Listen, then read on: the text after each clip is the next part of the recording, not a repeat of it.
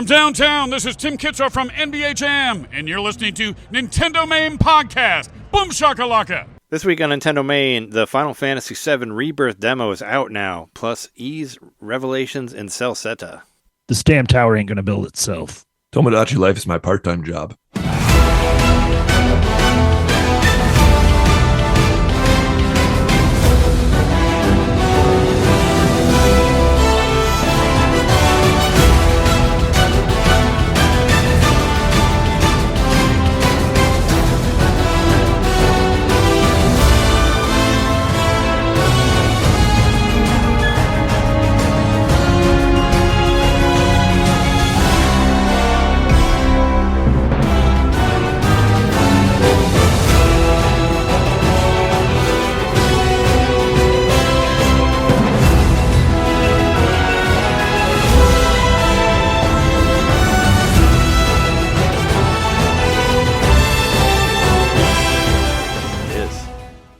It's your new life.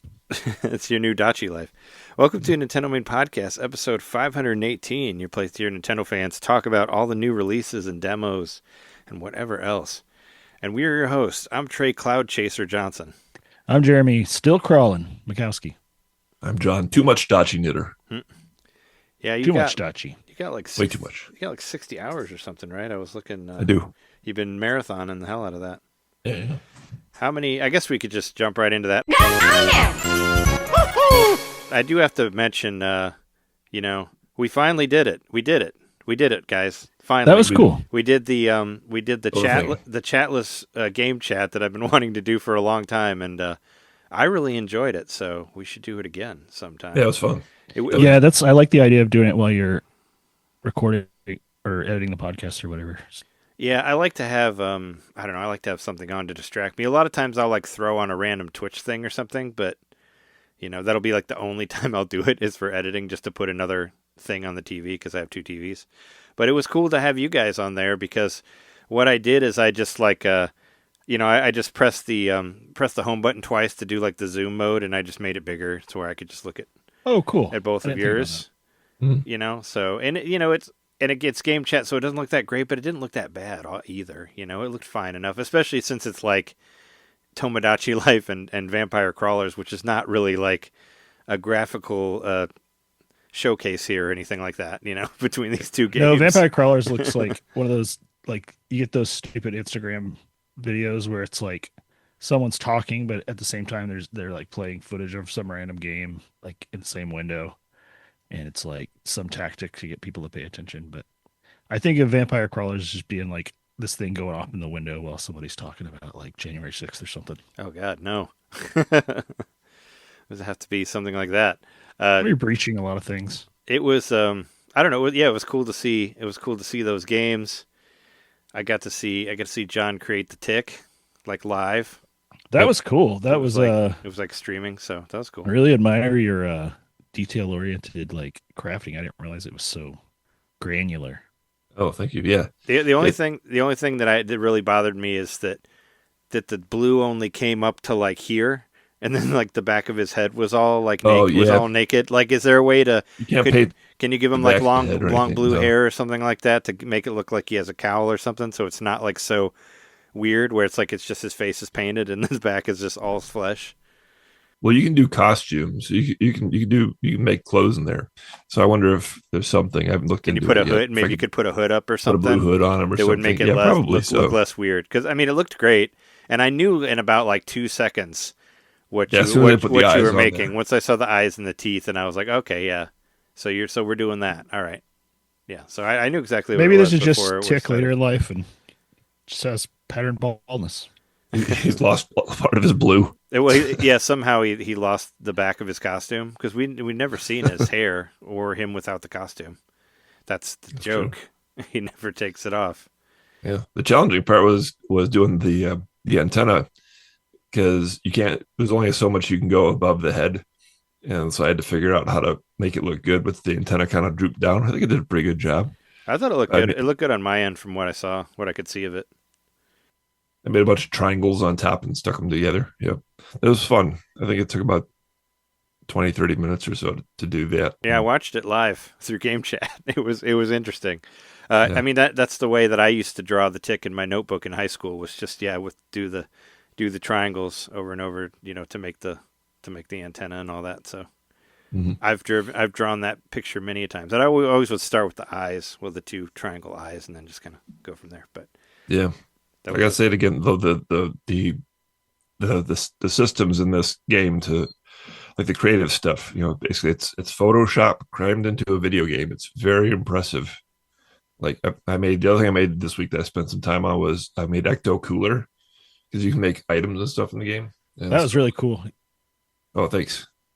You put like 8 ounces on it and everything. so you I did, yeah. and you I drew drew like it. Slimer, right? Like you did it like drew straight up, Slimer. like with the controller. Is it still Did it all like? with the controller, yeah. Is it still bothering you that there's no mouse controls, as far as you know, I mean, for this one? It would be better with the mouse controls, but I did fine with the controller. I just ended up drawing, basically using the shapes, because there's a lot of, especially on Slimer, there's a lot of like round parts. So I decided, well, let me just get a bunch of circles and make the silhouette of them first. So I made it with a bunch of black circles. And once I felt like I got the shape right, then just got some green circles and left some black on the edges for the outline. And yeah, it took about 2 hours or so to make the Ecto Cooler. But now it's the favorite drink on my island. So And you can you can make it popular, so like everybody's using it, right? It's like Mhm. if you're putting like 2 hours into it, I would hope that it would be worth it. That it would, you would keep seeing it around the world, Yep. whatnot, around the Yeah, island. and you can give it properties. You can like say this is sweet, this is a beverage, this is there's a couple of different parameters you can put on there. So yeah, it's pretty cool. So yeah, I guess we'll just go right into that. As we start Sure. off the show and say, with games we got and games we can play. Obviously, John, you're still playing Tomodachi Life. It's kind of what Oh yeah, yep. what we went into there. Yeah, it's very fun. I'm getting a lot out of it, and I don't see myself slowing down. So I'll say this week, besides the tick, I also made Chairface Chippendale.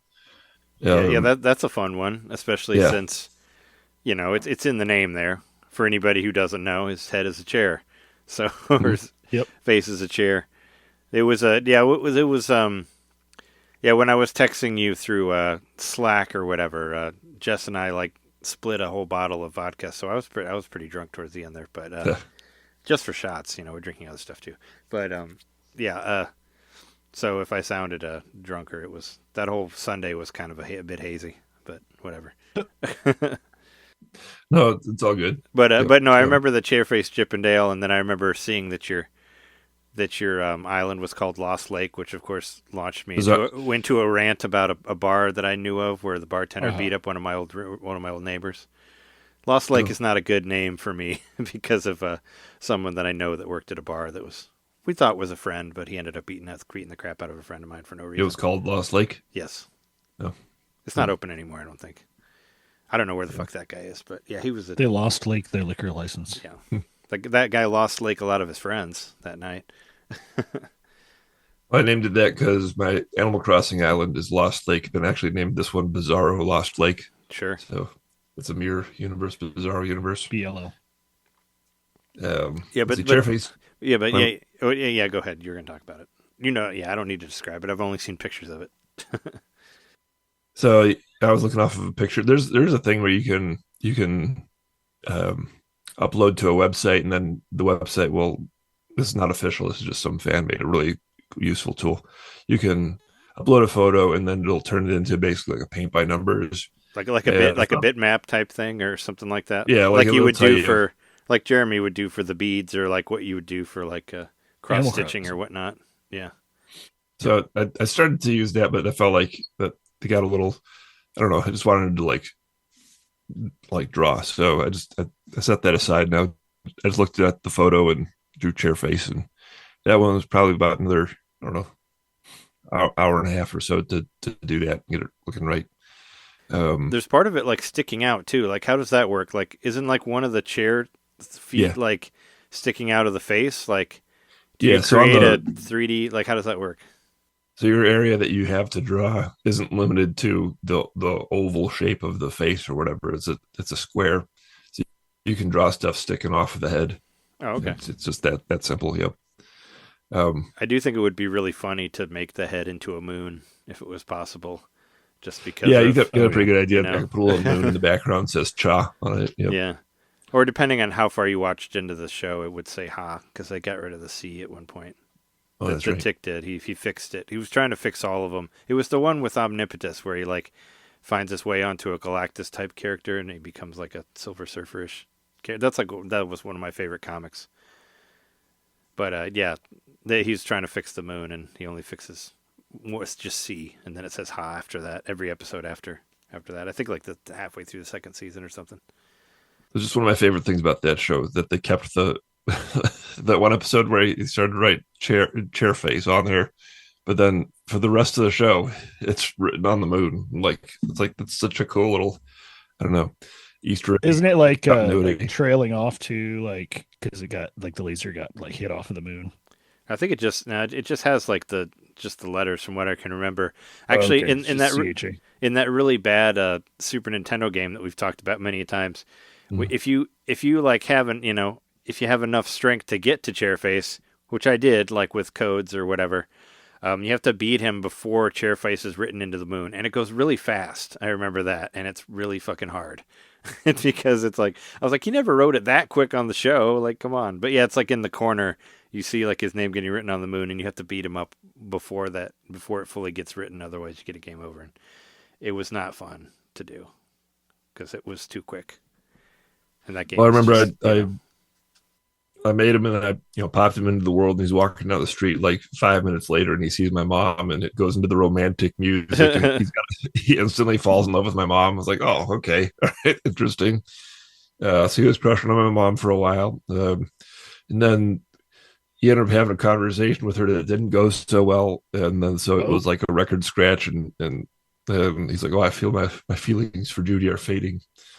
But then around the corner comes Seaman, and he falls in love with Seaman. So now that's who he's got a crush on. Seaman wants nothing to do with him, though. That was pretty funny. So you made most of your characters like fully open on the dating spectrum there?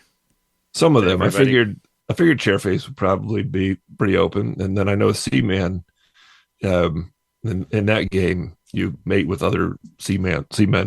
So it's like, all right, make all both those guys open. Nature finds a way. Nature finds a way. Yep. What else did I make? I made Excel from Excel Saga. I was trying to do an anime character. It turned up. Oh, not good. like an Excel spreadsheet. Yeah. I thought you made an Excel spreadsheet for all of your characters to keep track of them on Tomodachi Life because you do that for like everything. So it's not against me. That's the first thing I thought was that you had a pretty good idea. I'll write it down because there's like 70 some Miis that you can do right eventually, or I think the cap is 70, but. Maybe you need a spreadsheet to keep track, or maybe, or you would do like what you do with game sales, where like you put like all of your ideas that you want to make as Miis, and like put like the level of how much you like each of these characters, and like rate them all, like as most likely to make it into a Mii. I could see you doing that for like 200 ideas. You had something, or to like whittle it down to 70. I have a running list on my phone, and it's pinned to the top of my notes. So it's a top priority list for me. I have on my phone. That's funny. I also made half of the Golden Girls. When you're at work, you're just like, oh yeah, what about this guy? Literally I do that. Like, they should be a me. Yep. Who'd you do for the Golden Girls? Did you Rose? So far I've done Blanche and Sophia. Okay. I was like, you had to have done Sophia. I did. Yep. Yeah. It would be a crime. Yeah. She's a pretty cute little old lady. Yep. Are they really tiny then? Since like old she's really tiny. Can you give her that she had a stroke as like one of her traits? Oh, I don't know. I mean, you could draw it on her face. Did she have one in the show? I don't remember. They established it early on that's why she like speaks her mind the way she does. Is that she used to be more restrained, but she had a stroke, like, and that's why she came to live with them. Actually. Oh, yeah, I don't remember that. Actually, so you could draw the side of her face kind of droopy. Oh God! I don't think they got realistic. They got realistic on this NBC sitcom from the 80s. But yeah, the reason that I started doing this because I was listening to the show and Jeremy mentioned Golden Girls last week. I was like, that's a pretty good idea. That's a great idea. I'm trying to get them all living in the house together. So what I want is like, are you ever planning on putting like us in there, like Jeremy and I? Yeah, I'll put you guys in there. Like, are we going to exist in the world of of whatever it's called, Lost Lake, Bizarro Lost Lake. Yeah, I'll put you guys in there. And that it just sucks that you can't like send me your Mii's. You know what I mean? I gotta Sure. like make Mii's of you guys. I'll marry anybody. Anybody? Okay, I'll put it down for anybody. Yeah, I'll marry anybody because Yeah. I got so much marriages under my belt in video games. Oh, yeah. Hey, if Sean and Jess want to be in the game, sure, let me know. I'll make it. But Clara Redfield and Weird Al are an item now officially. It finally happened. Oh, there you go. They can hang It out. took- it took a lot. Shoot zombies together while holding hands or something. Oh, that's the other thing. I made a little zombie for Claire, so she has a pet zombie. That's funny. Claire could give Weird Al the heart of Heart Boy. So you made like a zombie as like a Mhm. child character, or is it like a pet? I think it's like is it a pet or is it So you can make It's pets a in the pet. game? I made it. I You can know make that. pets. Yeah, you can draw. You can. Well, there's pets that appear in the world, like the little photos. I have a little. The tick has a little photo of a lion, or somebody else has a unicorn. But you can also draw pets. And not only that, you can actually like. I just learned this the other day. You can make custom sounds for your pets. So I have the zombie says brains, and you can add weird effects to make it sound all, however you want.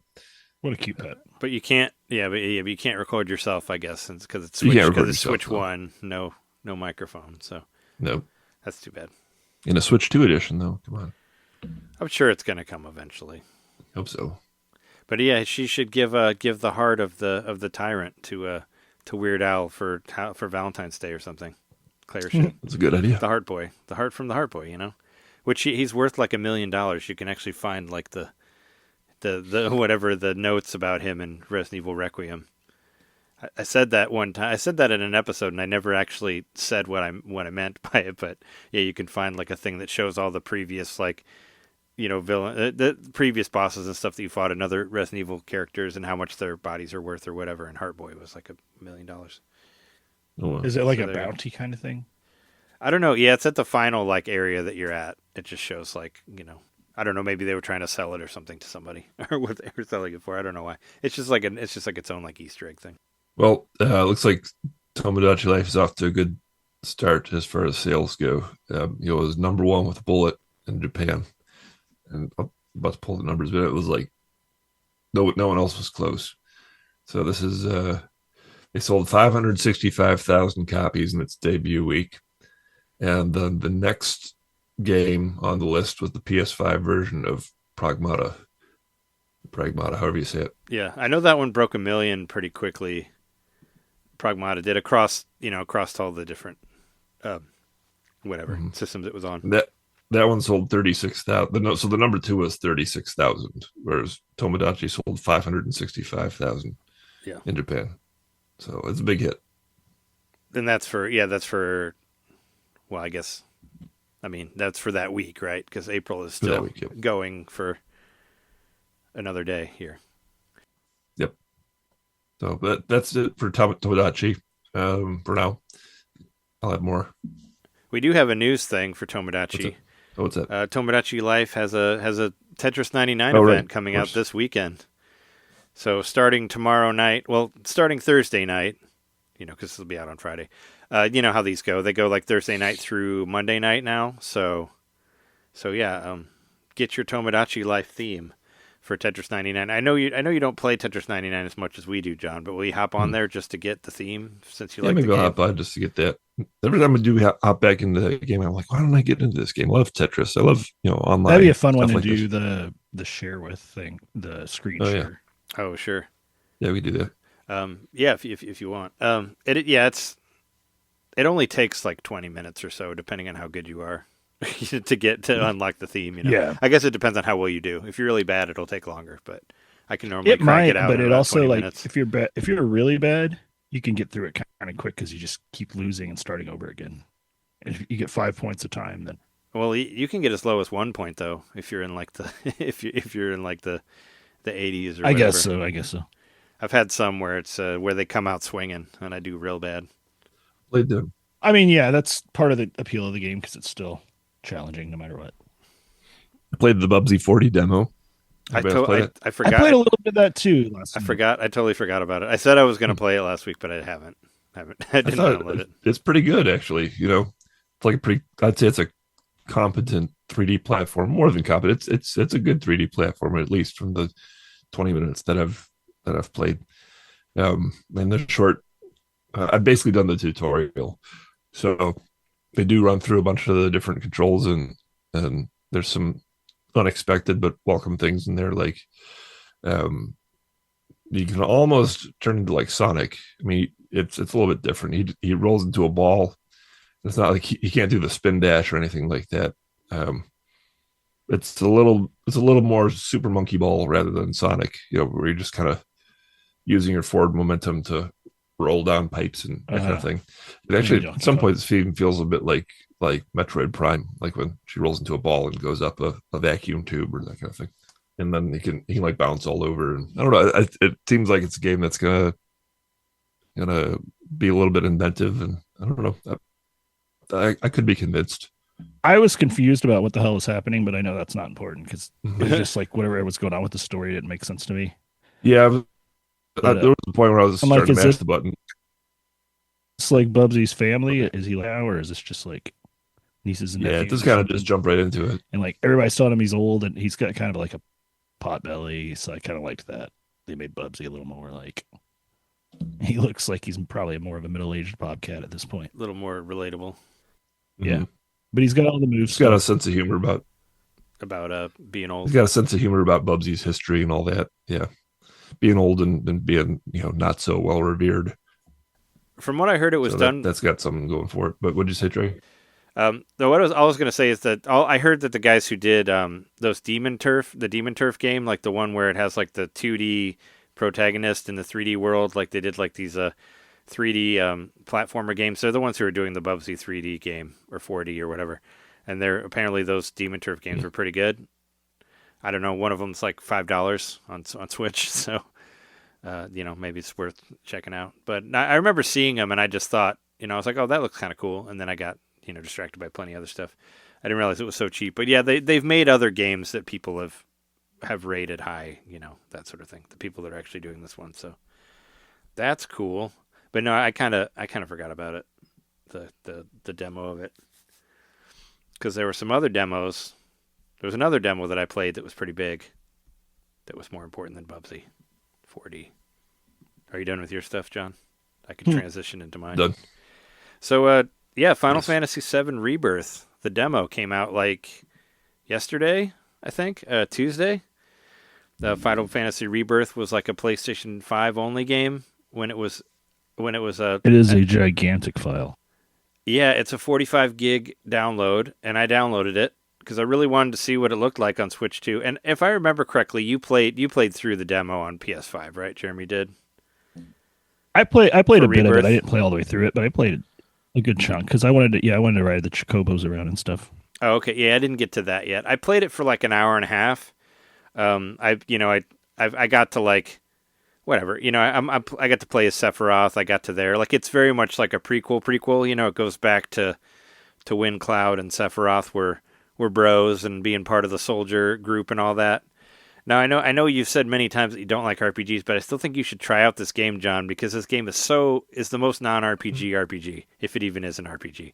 It's the most action combat Final Fantasy I've ever seen. So there's not really all the things that you don't like menus and time battle and all that. It's not in this game at all. You press a button and your sword hits somebody in the face. It's at least worth seeing because it looks pretty. Right now. It looks pretty awesome. Like just at least to see the presentation, because I thought like the first 5 minutes of it is pretty fucking compelling. Like obviously a lot of shit's going on. Everybody's hurt from Remake or whatever. Like they're all in hospital beds and getting like flown around in helicopters, getting knocked out of the sky. Like a lot of shit's going on. Cloud's knocked out. Like I was like, wow, they really throw a lot of shit at you. I thought it was really strong at the beginning. And then later you get to a part where you have to vacuum gas up with a vacuum that you push around. And that part's really fucking stupid. I don't know why that's in there because it's really dumb. It just felt like a really stupid padding type thing. I mean, it's like Zelda, where you move a box around, but it's like a giant vacuum and you're sucking up like Mako gas. And you have to do it like multiple times. And I'm like, why is this even in here? This is so dumb. But I mean, They just have to cram in the mini games to out mini game the original Final Fantasy VII. I guess, yeah, because there was a lot of stupid stuff in that one too. So is it 7 Rebirth or 7 Remake Intergrade? It's Rebirth is the It's one. Rebirth. Well, Okay. I mean, both of them are action games, but Rebirth is the one that was PlayStation 5 only, whereas Remake is a PlayStation 4 game, which everyone says looks great on Switch, but yeah, of course it does, 'cause Switch 2 is a portable PS4. That I think that there's a lot more interest in the demo of Rebirth, which is not out yet. It's coming out in June next month, but yeah, you can finally see what it looks like, and it looks pretty good for the most part. There's like one part where I went over a cliff, and then I looked down, and all these little bushes like started popping in like one after another, and I was like, oh, okay, well, yeah, there's the pop in, but it didn't really happen that often. That was like one part, and maybe it was because I had it. I don't know, maybe because I paused it and jumped out of the menu and went straight there, because it didn't really do that a whole lot. But it's a pretty good looking game. Like there's some really cool caves and stuff with crystals that glow when you get by. I mean, I think it's materia, but it looks really cool. There's a lot of really cool stuff. I played one of the big bosses. I played as Sephiroth. It kind of like leads you through different stuff you can do. I mean, yeah, kind of there's a menu where you can do spells, but it's not really. It's weird. It kind of reminds me of Final Fantasy V a little bit in the combat, which they should put that on there too. I know they put like the Pocket Edition or whatever, but if you're doing all this Final Fantasy stuff, oh yeah, and not to mention big news for this week that I'm excited about is Final Fantasy XIV is now Switch 2 bound. That's crazy. Is coming to the system in August, and what's even crazier is is there 100 hours worth of gameplay that you can do for free on Final Fantasy XIV before you even have to pay for anything? Like they offer up so much shit now. I think right off the based bat. on when they offer it. Like it depends on when you sign up. Sometimes they offer stuff for free. I don't know. Oh no, they're still doing it. I think from my understanding, you can play through a certain point for free, and they're still doing that. And I think it's always been a thing. I don't know. Because I could download it for PlayStation 4, which I thought about doing, but also Final Fantasy XIV scares me because I hear people talk about the large amount of hours they've lost to this game. Right. And I don't know. I've never because it's a huge with these game. Online games. Yeah.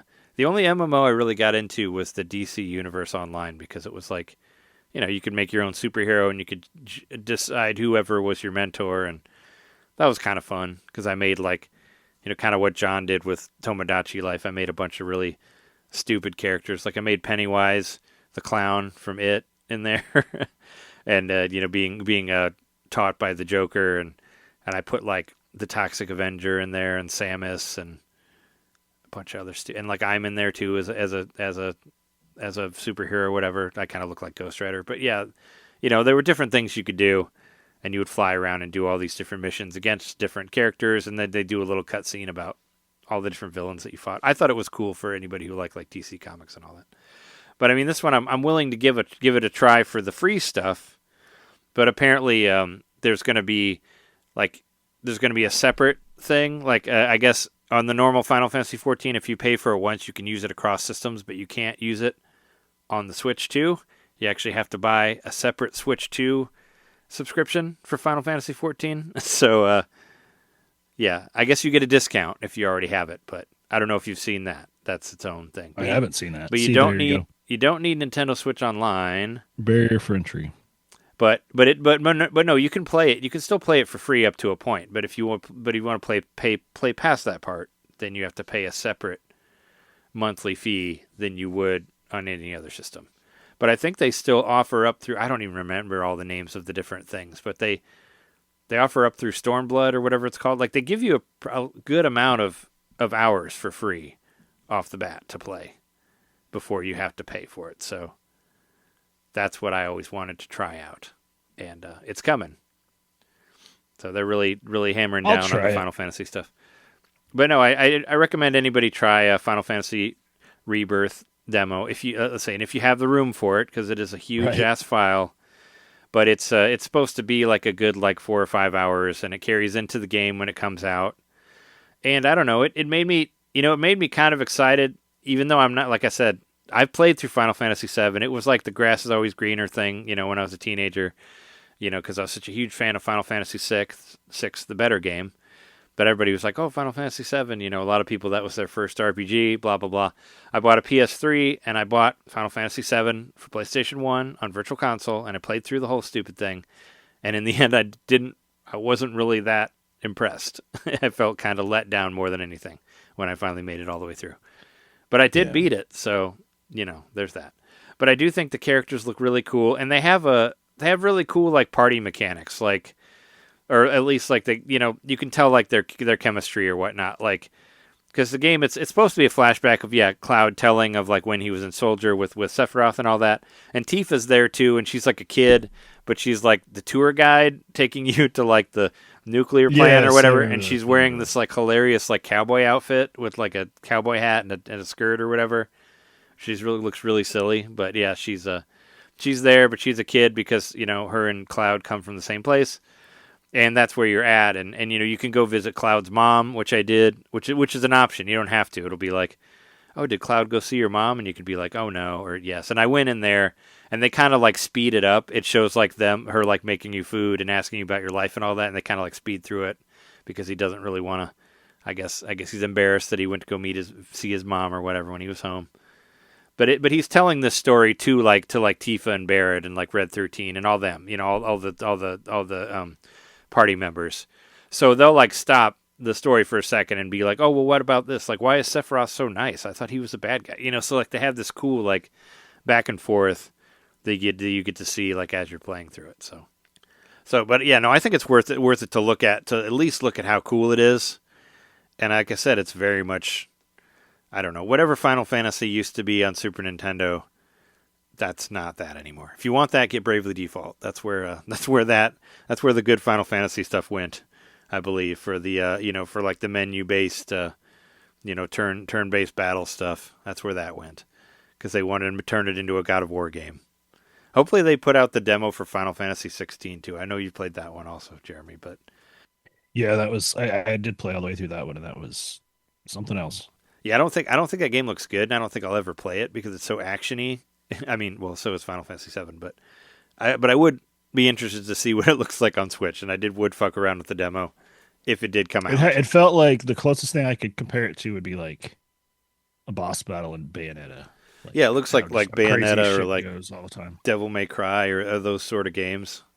It's kind of what I get from it, not really, not my Final Fantasy, right? But yeah, Final Fantasy Rebirth, it's worth taking a look at. I don't know. I think the presentation is incredible on it. Like you press start and the camera like moves around and it shows like Cloud like standing with your sword like next to the menu, and it's very much like, I don't know. It looks good, and his eyes look so real. Look into those giant blue eyes.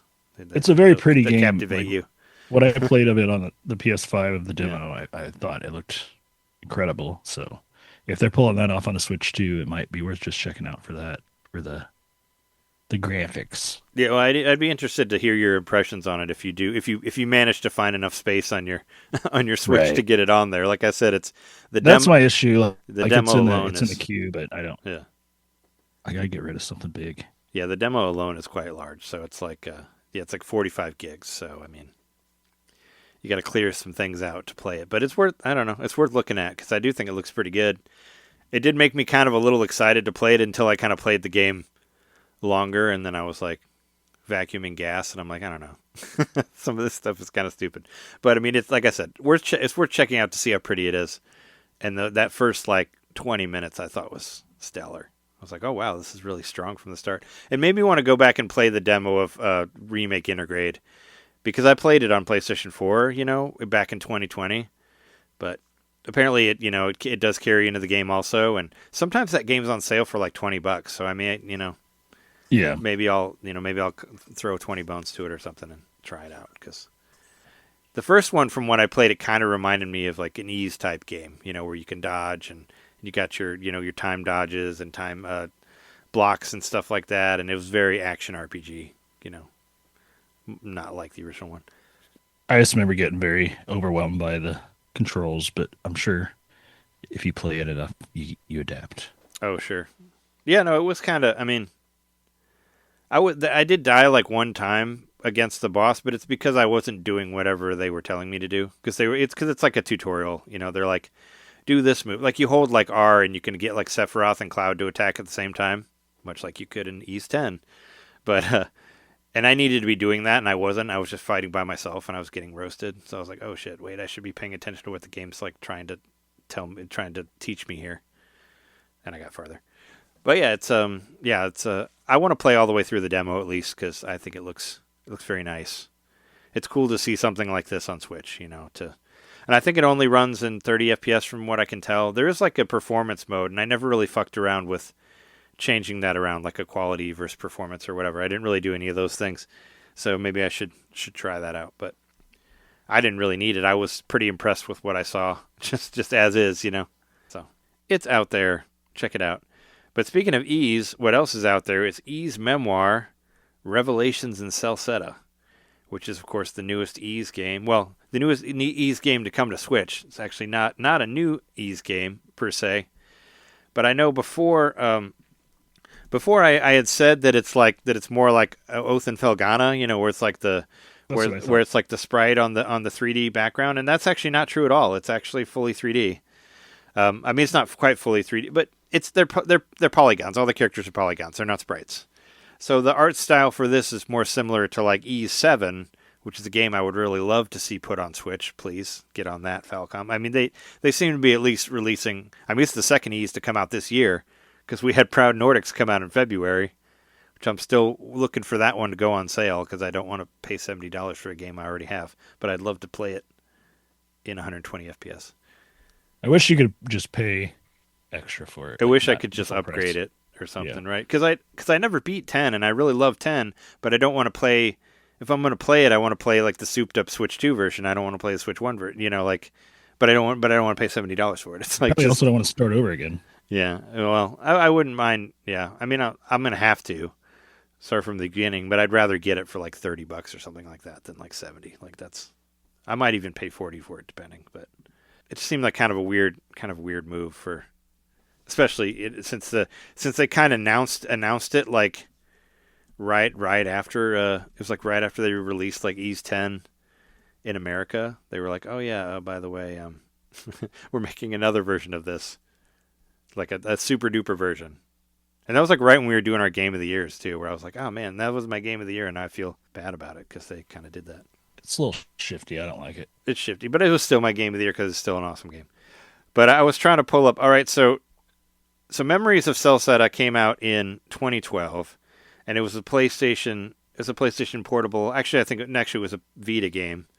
It was a PS Vita game, and it came out after the last one, like the Ys vs. Trails in the Sky, like fighting game that I got.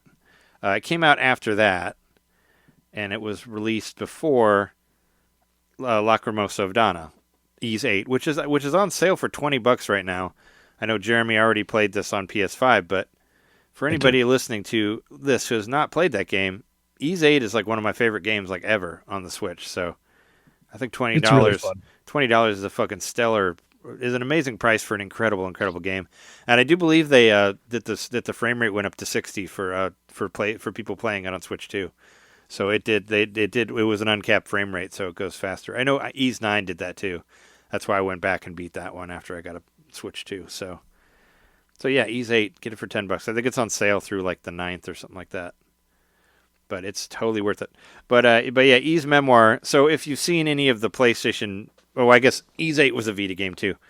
But the art style of like Ys 7, which came out before, it kind of has that, where it has the polygon, but it's like a more simplified polygon. But I like that, of course. And it seems to be running at 60. Like it feels really, really smooth. And basically the game starts off with Adol like completely losing his memory. Like he has no idea what the fuck's going on. He doesn't even know what his name is. So, which I think is kind of a play on because it's supposed to be a remake of Ys 4. And for anybody who followed the Ys, like the releases, there's two versions of Ys 4 for two different systems. So I think there's a Super Famicom and a Mega Drive one that are like completely different from each other. So maybe they're trying to play on like, you know, what is the real Ys 4? Well, let's make it, you know, Adol doesn't know either. But I guess this Celceta area that you go to, it is supposedly it's like you can get stuck in there. It's a kind of like a Lost Woods type thing, and it can fuck with your mind. And I guess the idea is he stayed there for so long that it completely destroyed his memory, and now he has amnesia and he doesn't know what's going on. But you can find these memory crystals hidden around the world that will help you get your memory back. And when you get your memory back, you get, additional moves back and stuff like that. So I like it so far. I played through the first dungeon and I beat the first boss. I put like about 2 or 3 hours into it, but I mean, this isn't a hard sell to me. I love these games, so I'm very happy to see another Ys game on here that I haven't played. So, but yeah, I like it. I like it so far. What I want to know is where the fuck is Dogi? Because Adol was all by himself, and his best buddy Dogi is not around. And Dogi's in like all these games.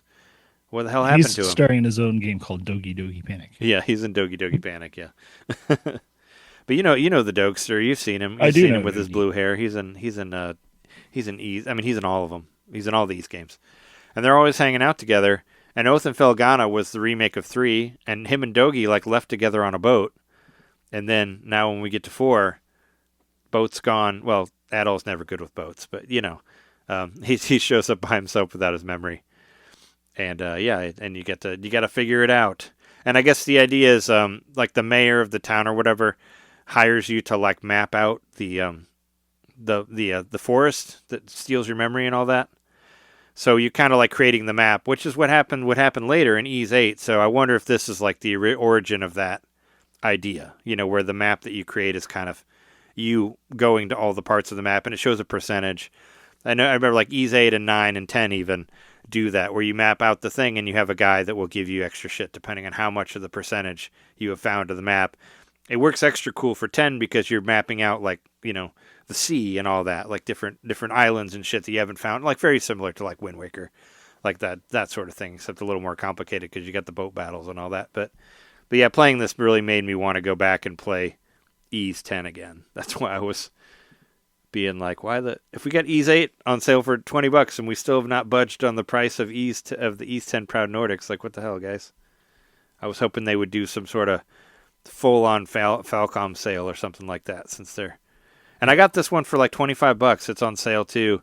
It's a few bucks off, which is a great deal. It's like 30 regular. The Revelations of Celceta is. I got it for $25.49, which is only like $4 less. But I like to see anything that's under like $30, And it's on sale to next week till May 7th. So I don't know. Get out there and get that. Guaranteed to be a somewhat beefy game. Yeah, I looked at how long to beat just for the hell of it. It said it was like around like 20 some hours. And for me, it'll probably take like 40 because I'm never good with whatever they say. I do at least double. I'm sure. Same. Whatever, how long to beat. I don't know. It's never been right on anything that I look at. I'm like, wait, this says like 50 hours, and I put 100 hours into this. Like, what the hell? And I'm not even trying to get everything. So yeah, normally I do. I'm not very good at going through games fast, but I'm trying. Well, I just want to. I don't want to. I like to savor it, But yeah, aside from that, and I really, after seeing these, I already said release 7 and release 6 too. I mean, I imagine they're going to eventually release all the other Ys games, but keep them coming. I will buy them. So that's all you need. But while I was watching your cool gameless game chat stuff, I was trying to play Dead Zone Rogue, which is hard to do on my downstairs TV when I have 2 other stuff going on at the same time, or 3 other, I want to try. Maybe I'll try it on the bigger TV, but it was hard for me to focus on one thing, especially like Dead Zone, which is pretty fast. But I did find like a cool new mechanic that I didn't even think of, and I don't know why I didn't. Like my favorite gun on that game is called the Overlord. It's basically like it's like a Cougar Magnum, whatever. It's like a revolver. It's got really high damage. And I'll use that, and I'll keep like upping the damage, and then you can one hit a bunch of people and all that. But what I realized is you can get upgrades like boons or whatever that like make your magazine bigger. So like the Overlord normally comes with only 9 bullets, but I got it to where I had almost 40 bullets of these super powerful of this Magnum. So I'm just basically shooting like 40 bullets before I have to reload. And then you can add other stuff where when you kill people, your gun will automatically reload depending on how many people you've killed. So there's all this extra shit you can add to make it where you almost don't have to load at all.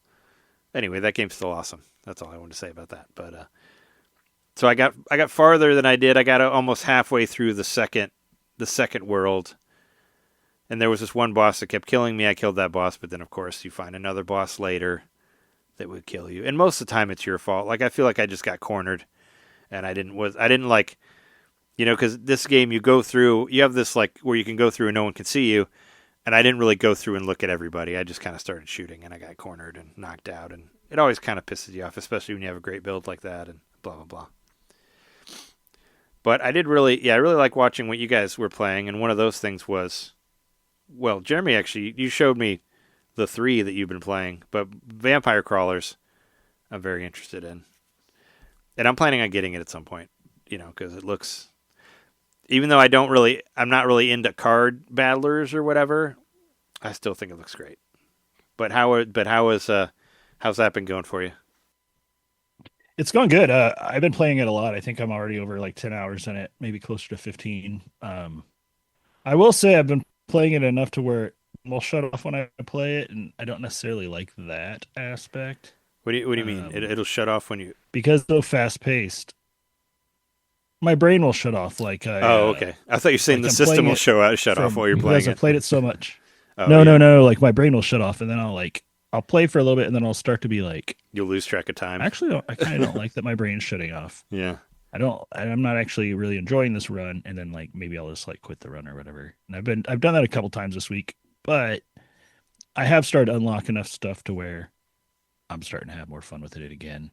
And it's all about like the upgrading yourself in the main shop with money, and then eventually you start making more money further into the game you get, so you can upgrade a lot faster. So now I like, and I didn't know it, but you can like reallocate your points whenever you want. Sadly, like respec or whatever. Yeah, respec. But sadly, as far as I can tell, you can't just go back and like tweak it. All you can do is just refund everything and then rebuild, which is fine because you get all your money back and stuff that it would have cost for the upgrades. But it's kind of tedious if you're trying to rebuild. But I just went back and rebuilt and left some things out that I didn't need anymore. It made the game a lot more fun. And I just keep playing it.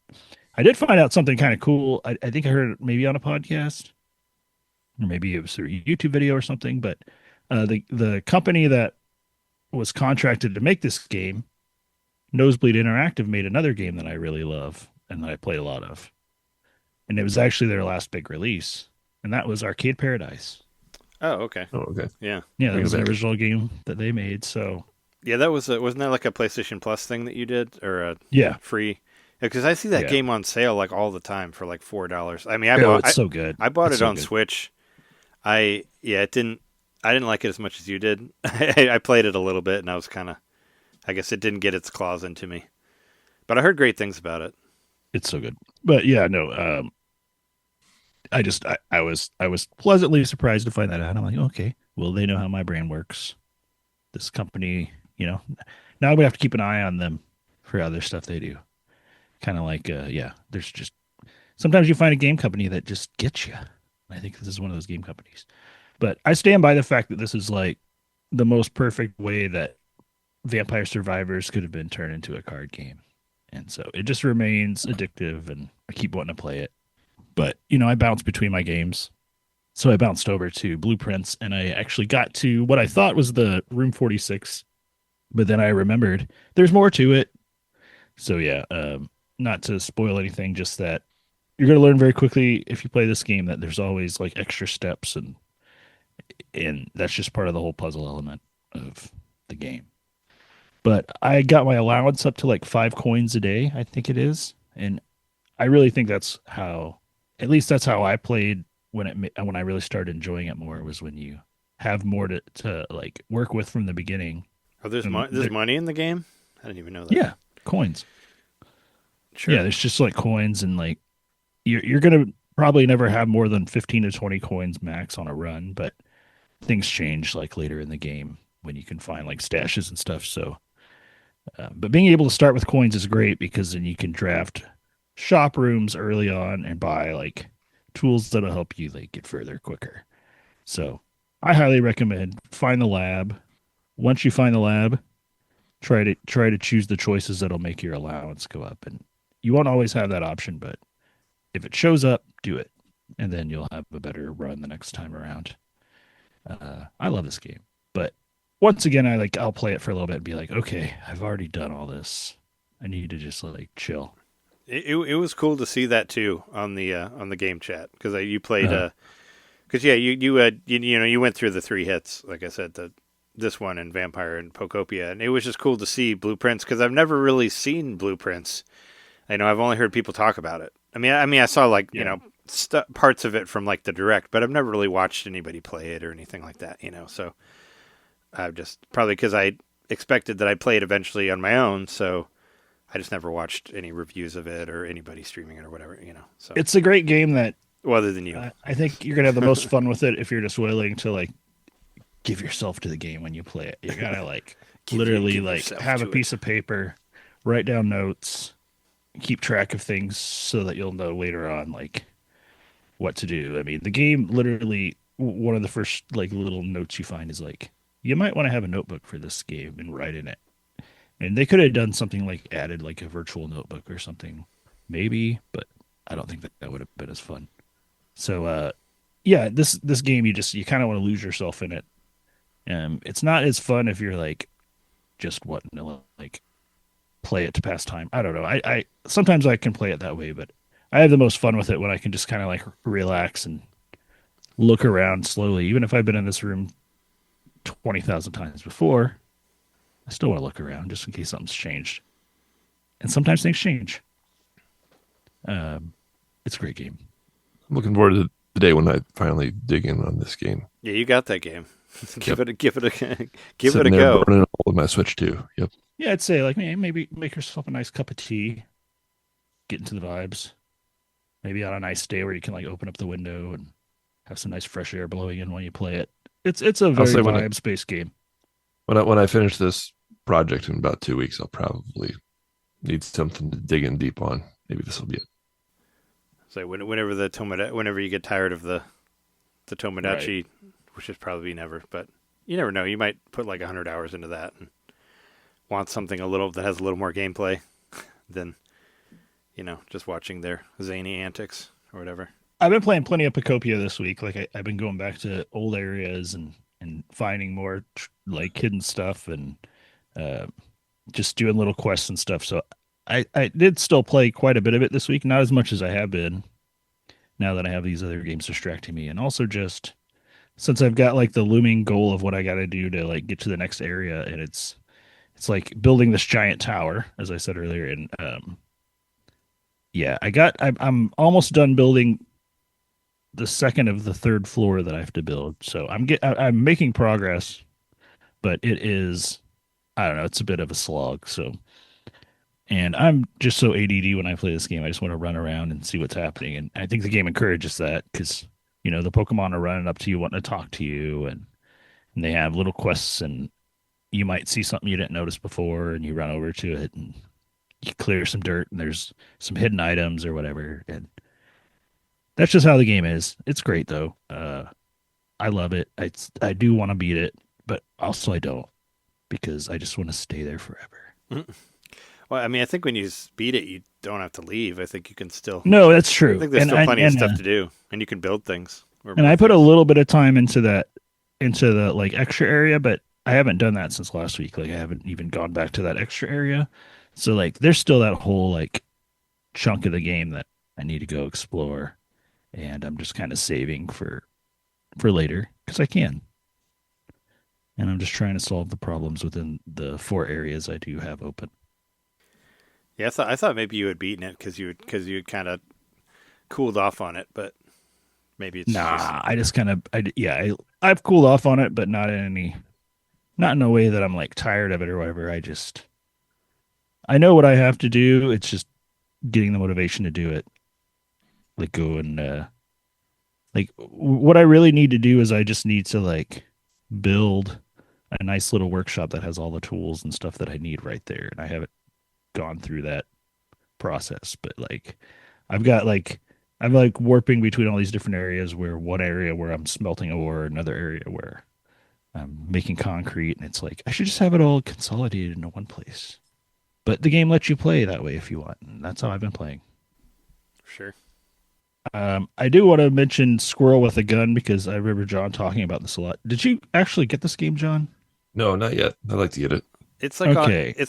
or I saw it on sale for like a couple bucks. Like I don't think it's that expensive of a I think it's game. like $14 Like or it's on something. Switch now, but I think there was a sale where it was under 10 at one point. Well, I went over to the PS5 this week just to be like, okay, let's see what's been updated over there. Just to check it And I out. saw they had just added Squirrel with a Gun. Well, Yeah, I mean, yeah. it's probably because you heard that you have to play your PS5 now every 30 days. Otherwise, you may not have access to your digital games. Have you heard about that thing? I didn't know that. That's a didn't new know news that. story that's pretty big that people are freaking out about. I guess it's starting maybe not this week or next week, but yeah, apparently it's going to be like anything that you buy online. If you don't get on every month or whatever, you may not have access to it anymore. Sounds weird to me. It sounds like very I much have more of not those heard this. you don't That's own anything. Fucked up. Yeah. Sounds weird. I was like, well, shit, I don't. Well, I don't like that at all. Yeah. It's like there's like holes poked in your PlayStation and like stuff's leaking out if you don't keep like Oh. plugging it up. If I don't own it anymore, then how I about don't you like don't own that. my money anymore? So we'll just make it even. Send it back. Well, maybe if you can, I don't know. Maybe if Yeah. you can have it like auto, because my PlayStation used to like, at like 5 in the morning or whatever, it would turn on and like back up all my save files. Like maybe that would count as turning your system on. Like I remember my PS3 used to do that. No. So what's up with the squirrel gun? Yeah, I don't need nothing like that. Well, Squirrel with the Gun is fine so far. It's hilarious. It's exactly what it's. I'll what give it says, I'm that. sure. It is. It's a squirrel with a gun. Yeah, the whole premise is like the squirrel is in this secret facility for some reason that the squirrel's not supposed to be there, and there's this like glowing orb, and the squirrel thinks it's a giant acorn, and so it runs over and has to solve some puzzles to get to this acorn, and then I don't even know if that like teaches the squirrel how to use the gun. It doesn't really like say that it does. It just some people show up with guns and they fall down and you grab their gun, and then you can start using it to shoot people, and also as a mechanic to cross pits and stuff. And so that's the game. What I've played of it so far, I don't know if I like it, but it's mostly because it's real. Like I think I might need to go in and tweak the sensitivity of the thumbsticks because everything just feels really like meant for like extreme precision, like all the platforming and stuff. But the controls don't match that. So I just keep making a lot of dumb mistakes, like jumping and missing like a platform and then falling into like a pit of lava, and you have to go way back. It's annoying. And then you get like different guns that give you different kind of abilities, but like switching between them is kind of a pain in the ass, and I just haven't really gotten the hang of it yet. But I mean, I played enough of it that I got sort of into the adventure part of it, and it has promise. I think I might need to tweak the controls a little bit more, and I am playing it on the PS5, so maybe that has something to do with how it feels. It just doesn't feel like it looks really polished, but the controls are janky still.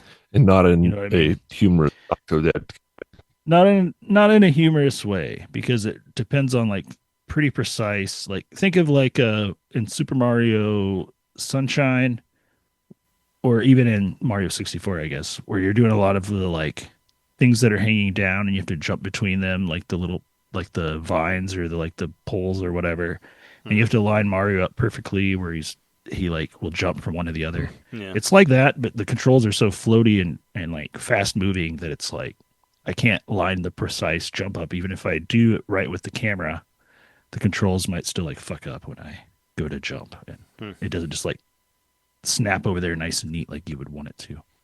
it's annoying. So yeah, that's just my my gripes with it so far, but I can't complain too much. I mean, it is a squirrel with a gun, and it's not like Conker. It's an actual squirrel. It doesn't have a face, or it does. It does, I guess. It does. It has a face. I it's- mean, not like a cartoon face. That's what I meant. right. It's not an alcoholic. It's just a acornaholic.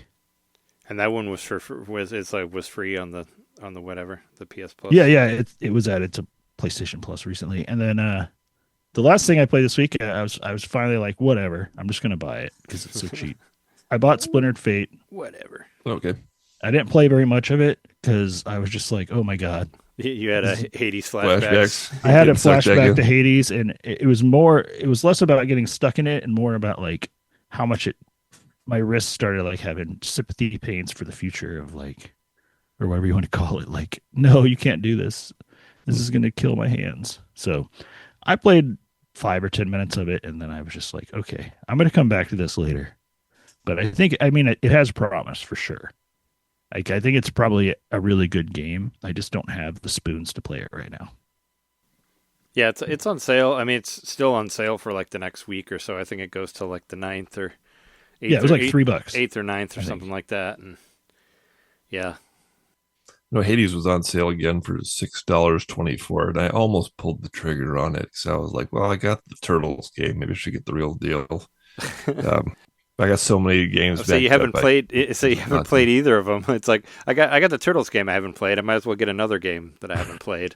It's like that one, and I can set them next to each other in a folder and look at them. Some other day, I'll probably give it a shot. People. Yeah. Like, I think when I play like it, I'm going to play a lot of it, and I'm going to be like, hell yeah, I'm glad I have this game. And you can game share it to some other people who don't have it. I mean, both of you have it, but you could. I mean, that was the big thing that impressed me about it, is that you could game share it with people who don't have it online, which is cool. It's pretty much free. But I was going to say, on this, when you're talking about Arcade Paradise, there's another game that same company made called Vostok Inc. Vostok Inc. And if you got like you just want to throw $3 at another thing, that one's on sale for $3 also through the 8th. Oh, I might. It kind of looks like a shoot 'em up thing where you're you're some CEO of Vostok Incorporated, greedy space capitalist. So I don't know. It looks silly, maybe, but it's on the cheap. So if you're looking to see more, support the publisher, see more stuff from them, there's that. I just took a look to see what else they had, and yeah, that one happens to be on sale for $3 for the next week or so. So check that out. But aside from that, you got anything else? Not really. All right. Well, let's take a break, and then we'll come back and talk about the news and whatever else. Sounds good. All right.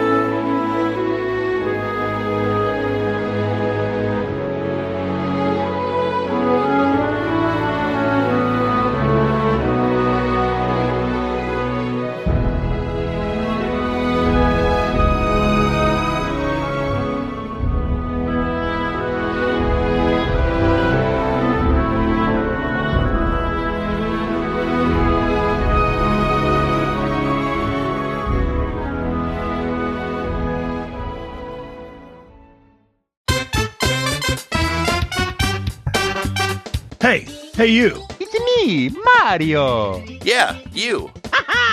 Subscribe to our Patreon to hear our bonus shows, which happen every month. I'm tired. Tired of all the big corporate podcasts spoon-feeding you the same old video game news on every single show? Spaghetti. Ravioli. Then expand!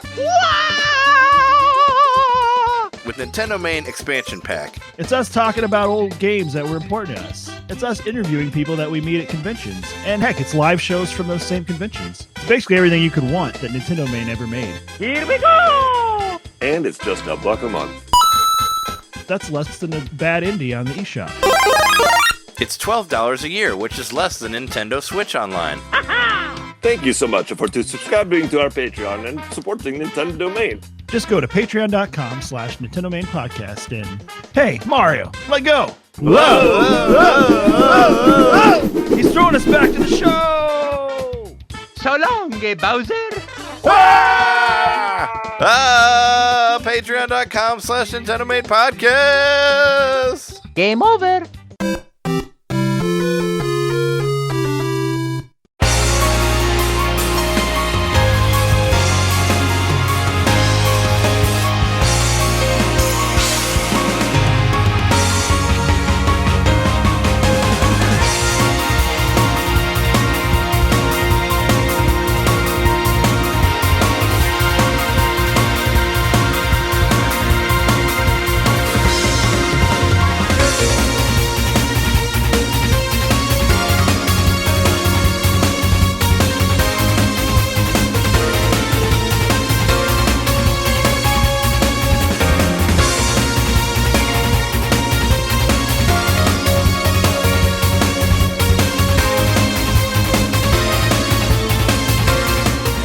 All right, we're back from the break. Why don't we talk about the news? News. Don't snooze or you miss the news. And start off as we normally do and talk about the releases for the week, as there's plenty of them. I got confused for a second as to where they were, but you switched them around to the sale ones. But it's fine. I'll still find them. So, we got an onslaught of games coming out again every week for Switch 2. But I think it's fun to look through whatever's coming out, especially because we got 2 games with Amnesia in them, and one of them is actually called Amnesia, and that's Amnesia Rebirth, which is different from, because John and I both bought the Amnesia Collection or whatever, which I think we both put about 2 minutes into or whatever, and Maybe 3. And then, I think I played it for like 20 minutes maybe. I kind of liked it, but I don't know. I keep hearing that those are great games, that they're like classic games, and like it didn't grab me in the little bit that I played, But I gotta give it another shot, I guess. Well, I think this is a completely different one, or this is a remake of whatever that first one is, because this isn't any of the ones that were in the Amnesia Collection that we got, as far as I know. This is Amnesia Rebirth, which I think is an even newer thing, and this is a Switch 2 only one, because the other one was a Switch 1, which I don't really. Final Fantasy thing called Rebirth too. Too many rebirths. You could probably look up Rebirth on the eShop and find plenty of things. It's a good way. It wasn't like there was a Castlevania Rebirth for a Wii as like an arcade classic or whatever. You can't get that anymore. That one disappeared, but I played it. Yeah. I think there was a Contra Rebirth too. Like it was the same. Well, they both Konami games, but you could probably Rebirth, Revelations, Requiem. Yep. You need a moratorium on all things Yeah. Well, I don't know. They like to throw it in there. Except for Remastered. Yeah. Remastered is true original. Yep. Remastered was great. That game was more awesome. Of those. I love that game. But yeah, there's a new Amnesia Rebirth. I just put it on there because we have the game and didn't play it. But I'm sure it's whatever. It's on sale for $25. I have a feeling I have Amnesia from like a bundle I got way back in the day. Like I feel like I own this. Are you saying you forgot if you have Amnesia? Yeah, I thought that was what you were going to say. That you have amnesia towards these games in general, like you don't really remember whether you actually played them or not. I confuse them with like they take place in like asylums, right? Or is this something else? This one, I don't. They have that kind of vibe. It wasn't. Yeah. I mean, the one that I played wasn't like. What the fuck is the one that I played? What's the DS one that's really good that I actually beat? Dementium. There's 2 of them. It's not like that. That one's in an asylum. This one, I was in like from what I played of it, you were in like a big, I don't know, I guess you were in like a church or something, but there was this whole thing about like shadows and light where you had to hide in the shadows, and when you're in the light, you can get hurt easier, which I thought was cool, but that was the other one. I don't know if that's this one, but I don't know, we spend way too much on this time on this game. But yeah, anyway, it's coming out this week. Ys Memoire, Revelations on Celceta. I already talked about that, but yeah, it's on sale for the next week. So if you want to get it for $25, go for it. That Moomin Troll game, which I think was announced on a direct or something, Moomin Troll Winter's Warmth, that's out now. Well, this is or coming out. Yeah, were they both? Were there 2 in a direct, or was it just the one? I don't remember. Are there more? Are there more than one? There's more than one. Yeah, there's Snuff Kid. I think it's called Melodies of Moomin Valley. Okay, well, there's only one on the eShop right now. Like, there's only one game that exists for the Switch, and that's the one that's coming out this week. So, that's the one. Look up Snuff Kid, because that's definitely a game that's on the Switch. Oh, I looked up Moomin Troll, and this is the only one that came up. So there's these all sound like a cartoon I would have watched in the 80s when I was a kid. Moomin Troll, Snuffkin of Moomin Valley. Yeah, I mean, those have been around for it's moving. a long time. Okay, there's a ton of them. It's giving me Smurf vibes just from the name. I haven't actually looked at it. It's very Smurf. There's this Melody of Moomin Valley. Yeah, there's just Melody of Moomin Valley and this one. So, whatever. But this is the new one. Got reviewed pretty well, and it's on sale. The other one's on sale too. If you wanted to go back to Snuffkin, it's also on sale for the next 2 hours. So nobody's going to get that who's listening to this, because the sale will be gone. I don't know. I watched like 2 seconds of a review on YouTube of it, and I was like, I don't know. I got bored pretty quickly. But I don't like the Snuffkin. I hear that it's like patricide, stuff like that. I thought you were gonna say like don't snuff kin, like it's a different way to say Coke or something. Like don't sniff it. But yeah, anyway, Moob and Troll is out. It's I don't know. If you like those books, I guess people are into it.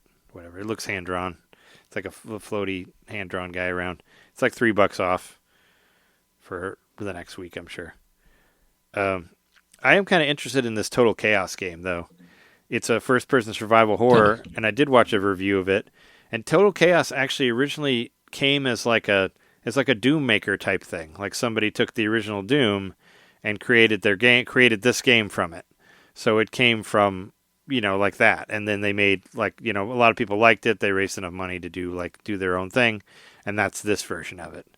So from what I've seen of it, it does kind of look like like Doom, but, like a better, like kind of more like a 2016 Doom, but a lot less on the action and more about the survival horror and the more scarcity of ammo and all that shit that can drive me crazy. But I don't know. It's like $24 like full price, and I'm a sucker for these first person horror games. And this one does have weapons in it. I won't buy ones that don't have weapons because I don't want to do those fucking the ones where I have to hide from whatever. I did enough of that in Resident Evil Village. Started as a Doom hack, so I haven't seen pictures, but does it look like Doom, like retro graphics or what? I mean, from what I heard, it was made from a Doom maker, so yeah, it originally looked exactly like Doom, is what I gathered. Like I only heard this from a review, but it's I don't know. I had a friend in high school that made Doom levels all the time. Like we actually made a level together. I made mine super hard just because I don't know. I was a teenager and I was a jerk about it, but but I had a buddy that would make Doom levels. Like there were all sorts of Doom creators out there. And, yeah, I mean, I figured it just came with that. Like how, there's a bunch of games that, there's games that are on Switch that were made from, the RPG Maker and stuff like that. People have made games from other games, and that's this one. But it doesn't look like the 16-bit Doom or whatever that we know. It's because this is their own version of it, but it originally started as a version of Doom. That's what I was getting at. Yeah. That's why I'm kind of intrigued by it. But, yeah, no, I mean, it looks interesting. Yeah, it was on sale. It's not on sale anymore, actually. It was only on sale till the 29th, which is now. So, but it's $24.99. It's not that expensive. It's kind of one of those things. I'm just intrigued because of the first-personness of it. And I put this one on here for you, Jeremy, because you like R-Type. But there's another R-Type coming out this week. R-Type DX Music Encore. And I was like, so what the fuck why is this different from any of the other R-Types? And from what I read on the eShop, I guess it put R-Type 1 and 2 into one game, and you can play seamlessly between the two of them, which I guess somebody wanted that. But it has new music as well, much with the Music Encore name on it. And you can also play the original versions of 1 and 2 if you just want to play those. But it's very much as it sounds. It's like a deluxe version, and I guess it's supposed to be more like arcade accurate or whatever, like more like those games. And okay. I guess there was some, from what I read, there was some music that was repeated between the two games, and this one actually has some brand new songs for the ones that were repeated or whatever. So they're trying to pull a Sonic Frontiers here. They're trying to have a different song for every level. Like that game has a different song for everything. That's why it has 500 songs on the soundtrack. So, but I don't know. Yeah, R-Type DX sounds like something that would have came out for the Game Boy Color. Right? Yeah, like Link's Awakening DX or whatever. We had that. But yeah, it's $11.99. It's $3 down till the 13th of May. So if you feel like you want to do some shooter stuff, go for it. Shooting's fun. I did download the soundtrack of R-Type 3 when you mentioned it on our Patreon, patreon.com/NintenDomain podcast. And it does have a great soundtrack. I did really enjoy listening to it. So. And that one is coming sometime too, but not for a while. I don't think it's coming till June or July. But they are doing a remake of R-Type 3, which we did find while we were recording that episode. So maybe I'll do that one. I mean, I think all I've really played is Super R-Type because it's on the NSO Super Nintendo. So yeah. That's the one that I beat. Was Super. Next time we go to Galloping Ghost together, play some R-Type. Yeah. That would be cool. What else we have this week is Picross S Konami Antiques Edition, which I think I remember seeing this being announced before, but Konami's back on making games again, and there's all sorts of fun. These Picross games, you get to make little You get to make little sprites. So I see Goemon and Abisumaro in there. Of course, Simon Belmont, the Contra guys. So Antiques is just referencing like that they're gonna have old franchises in as things. I guess it just means Konami's old as fuck. I guess I don't know. That baby It game just is makes in me think there. of like Where you- there's like this episode of Antiques Roadshow, and Sure. like this Picross game is very old. This was released by a Japanese developer in the mid Han Dynasty. I mean, it said there's more than Wait, that's 80, Chinese more than Dynasty. 80 titles referenced from Konami in here. So I know people Cool. really like these games. I think it's it's kind of cool if you're into the stuff because I know they use music from the games and all that. It's a shame this one doesn't have a demo because most of them do. I know I think the Capcom and the SNK and like the Sega one all had demos, but this one doesn't for whatever reason. But I don't know. Yeah, Love I a mean, Picross game. these games are all kind of the same to me, but people really like them, and I do like Konami games. So, I mean, this is all I get from Goemon in America. So, I gotta hold on to whatever I can get. Even though Goemon is supposed to come out like in June in Japan, but I'm gonna get it. So, whatever. So there's that. Mullet Mad Jack, which That's pretty cool. is it looks like it's another first-person shooter game, of course. But it looks like a very fast-paced, flashy one, which I saw that somebody compared it to. There's another game that I got that has like Void in the title or something, which I did buy, but it was too fast and too flashy for me. I couldn't get into it. But It just makes me think of Harold Halibut, the other game I played. Mullet Mad Jack, Harold Halibut, I was gonna say, The alliteration. isn't Fish Harold reference. Halibut like kind of like an adventure game? Yeah, it's nothing like this, but it's just the alliteration and the reference to a fish. Anyway, I put a YouTube link on there just in hopes that one of you guys would see it because it does look pretty stupid. But yeah, it's supposed to be like a pixel shooter plus 80s 90s anime ridiculousness. And Yeah, I remember this was announced a couple months ago, and I remember watching it at the time. Isn't it? But I didn't watch this trailer recently, but it refreshed my memory. It's like very neon and kinetic looking. Isn't that right? something like that, yeah. Well, I know there was a lot of all caps wording in the description, so they seem very excited about this game. They really, yeah. Yeah, I don't know it was that directly copied all caps because It was, yeah. wow. Yeah, they really High octane, all in caps. That's really what you want to see in a game description. Yeah, there was a lot of fast-paced punching and sticking knives in people's heads and kicking people into fans, and I have a lot of first-person shooter stuff to play, and I still want to get Mouse PI. That one's still on my list, so I figured that would probably be the next one that I get. And I wanted to beat Alien Rogue Incursion Part 1 Elite Edition because I did get past whatever I was stuck on that. I just was editing and I didn't want to play it without sound. So that one's still on. I think you just want to feel deserving of the Elite Edition. Yeah. But I got through the part. I was at this part where they were throwing all these aliens at me, and I found a way to do it, actually. And it's basically just wait. Just kill them room by room. That's what I did. Instead of just trying to run in and kill like 20 of them at once. So that's how I beat it. But yeah, no, I want to get through that one also. So I have plenty of first-person shooter stuff on my list, but maybe when this one gets a sale or something, I'll check it out. There was some other like anime one too that looked kind of like this that came out a couple weeks ago. I mean, it's hard to, I don't want to fall prey to too many of these first-person shooter things because they're trying to. I bought ones that are real shitty before that I thought looked okay, so I got to be careful about my first-person shooter spending. But speaking of a game I'll definitely not play, but I know we've mentioned it before on the news, so we might as well mention it on here. This is fine, Maximum Cope. The meme turned into a Metroidvania, or a meme-troidvania, I guess you could call it. This is the little dog That's in the that. house that's on fire. Now he has a game. Oh, okay, Yep. okay. And it's coming out this week. I know you've all been really excited about this dog that's recreating that scene from that Tori Amos music video, which came out years before this meme did, or anybody actually knew what a meme was, where she sits it's basically a music video where she sits in a house that's on fire and sings about being fine. But yeah, the She's dog got to be playing the piano. never plays the piano ever. Yeah. And this constant game, you put that on there. What's that one? Yeah, it looks pretty cool. I remember when this was announced also a couple months ago, but this is a action game. I thought it was Metroidvania, but what the review that came out in Nintendo World Report, they said they hesitate to call it a Metroidvania. So maybe it's like a Metroidvania Lite.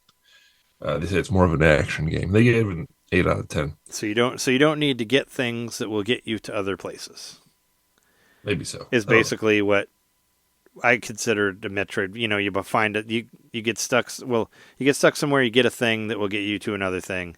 An action, I would think, is more like level after level after level. You don't have to worry about collecting items that will get you to other parts of the map. That's how I it's just a consider it.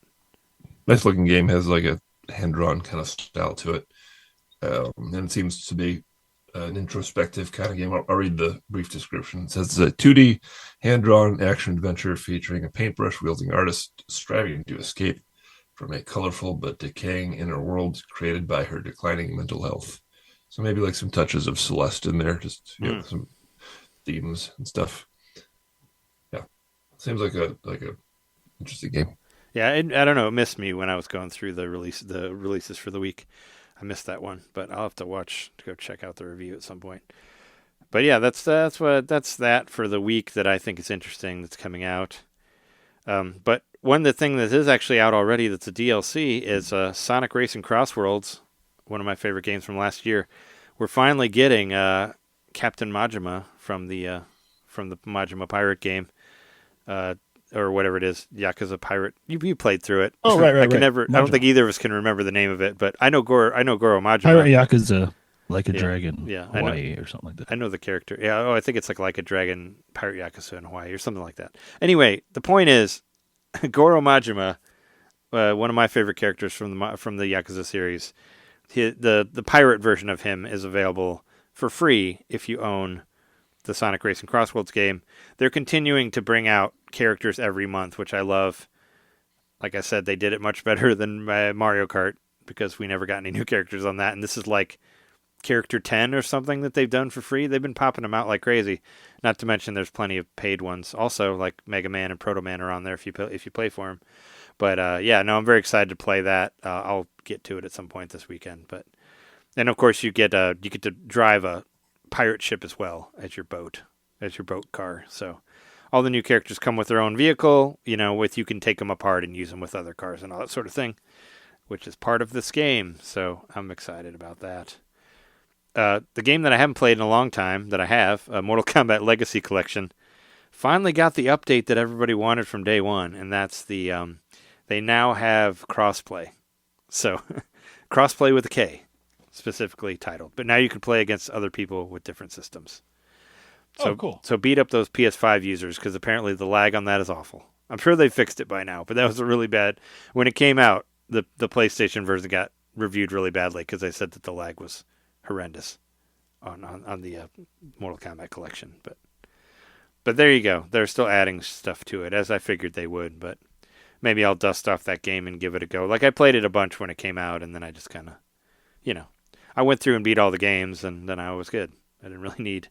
I'm waiting for them to add another thing on there. Like give me a different version of a game, like that isn't on there because they didn't have all the versions of different stuff. I'd like to see more of those. So do that.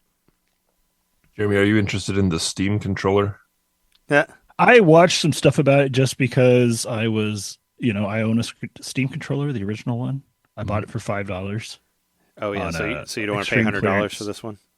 Well, I think the big thing to know about this controller, and it's by design, is that it's basically a controller version of it's a handheld controller version of the Steam Deck's control layout. So yeah, because it's got the more than anything, mouse they're just standardizing stuff, it, right? yeah. The mouse pads on the side, and they're the exact same mouse pads. Like I think they're a little like more tilted or something to be more ergonomic, but they're the exact same size and the same sensitivity, and like I imagine like the components are similar. They're just they've got like the Steam Deck has been a hot seller, and a lot of people use that thing. So why not just match the controller to that? That's what they're doing, and then you can load profiles from the Steam controller onto this controller to play games the way you're already used to playing them.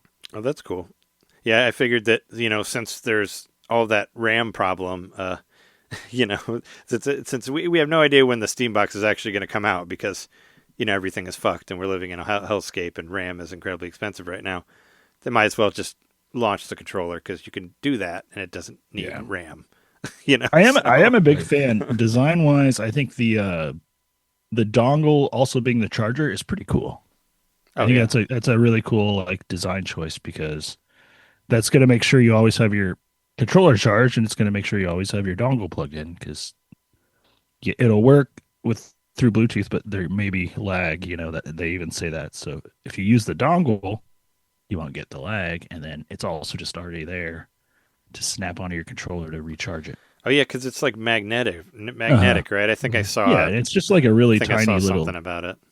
Little thing. So it'd probably be easy to lose, but still, as long as you keep it connected to your computer, it'll just click onto your controller when you're ready to charge it. So yeah, it's fine. I don't know. I don't play PC games enough to care. I don't know. About having the perfect controller, and just like you were saying earlier, Trey, like if I was going to play a PC game, I'll just use my 8-bit-toe. Yeah. I don't like the giant mouse pads on it. For that. To tell you the truth, I didn't like the way. I just think it's for very specific gamers. For specific things, yeah. I didn't really like the Steam. The way the Steam using Deck them for very specific reasons on the Steam Deck. Yeah. Well, because it made the buttons look really high and like the I don't know, they're higher because they have to make room for the mouse. I just didn't like the way it looked. Like it didn't look. The original Steam controller. The big thing that was working against it, that it only had one analog stick. Oh yeah, well. So it didn't have dual analog sticks, but it had the 2 touch pads, but they were more raised circle thingies, and they work fine, and they've got the haptic feedback and everything, but I just never, I don't know. I played around with it a little bit, and I was just like, I don't even know why I bought this. I guess because it was $5, and I already have the Steam Link or whatever that I also bought for $5, so it's like maybe I just was trying to put the whole set together. Sure, why not? But they're obsolete now because now it's all about the new Steam controller. You could probably still use it whenever that Steam box comes out for $12. I'll just use my 8-bit-toe. Yeah, exactly. If and when I do get the Steam machine, I'd get this controller, sure. Just get a computer. Yeah. Yeah, maybe. Yeah, we'll see. It's probably cheaper. Well, I don't know. Nothing's cheap anymore. Mario Tennis Aces was added to Nintendo Music. They already added more Galaxy stuff too on there, from what I heard since this one. I haven't listened to Nintendo Music. I saw that too. In a year now. I don't know. It's maybe not that long, but I don't use it at all. Galaxy is on Spotify now as well. Galaxy 1 and 2.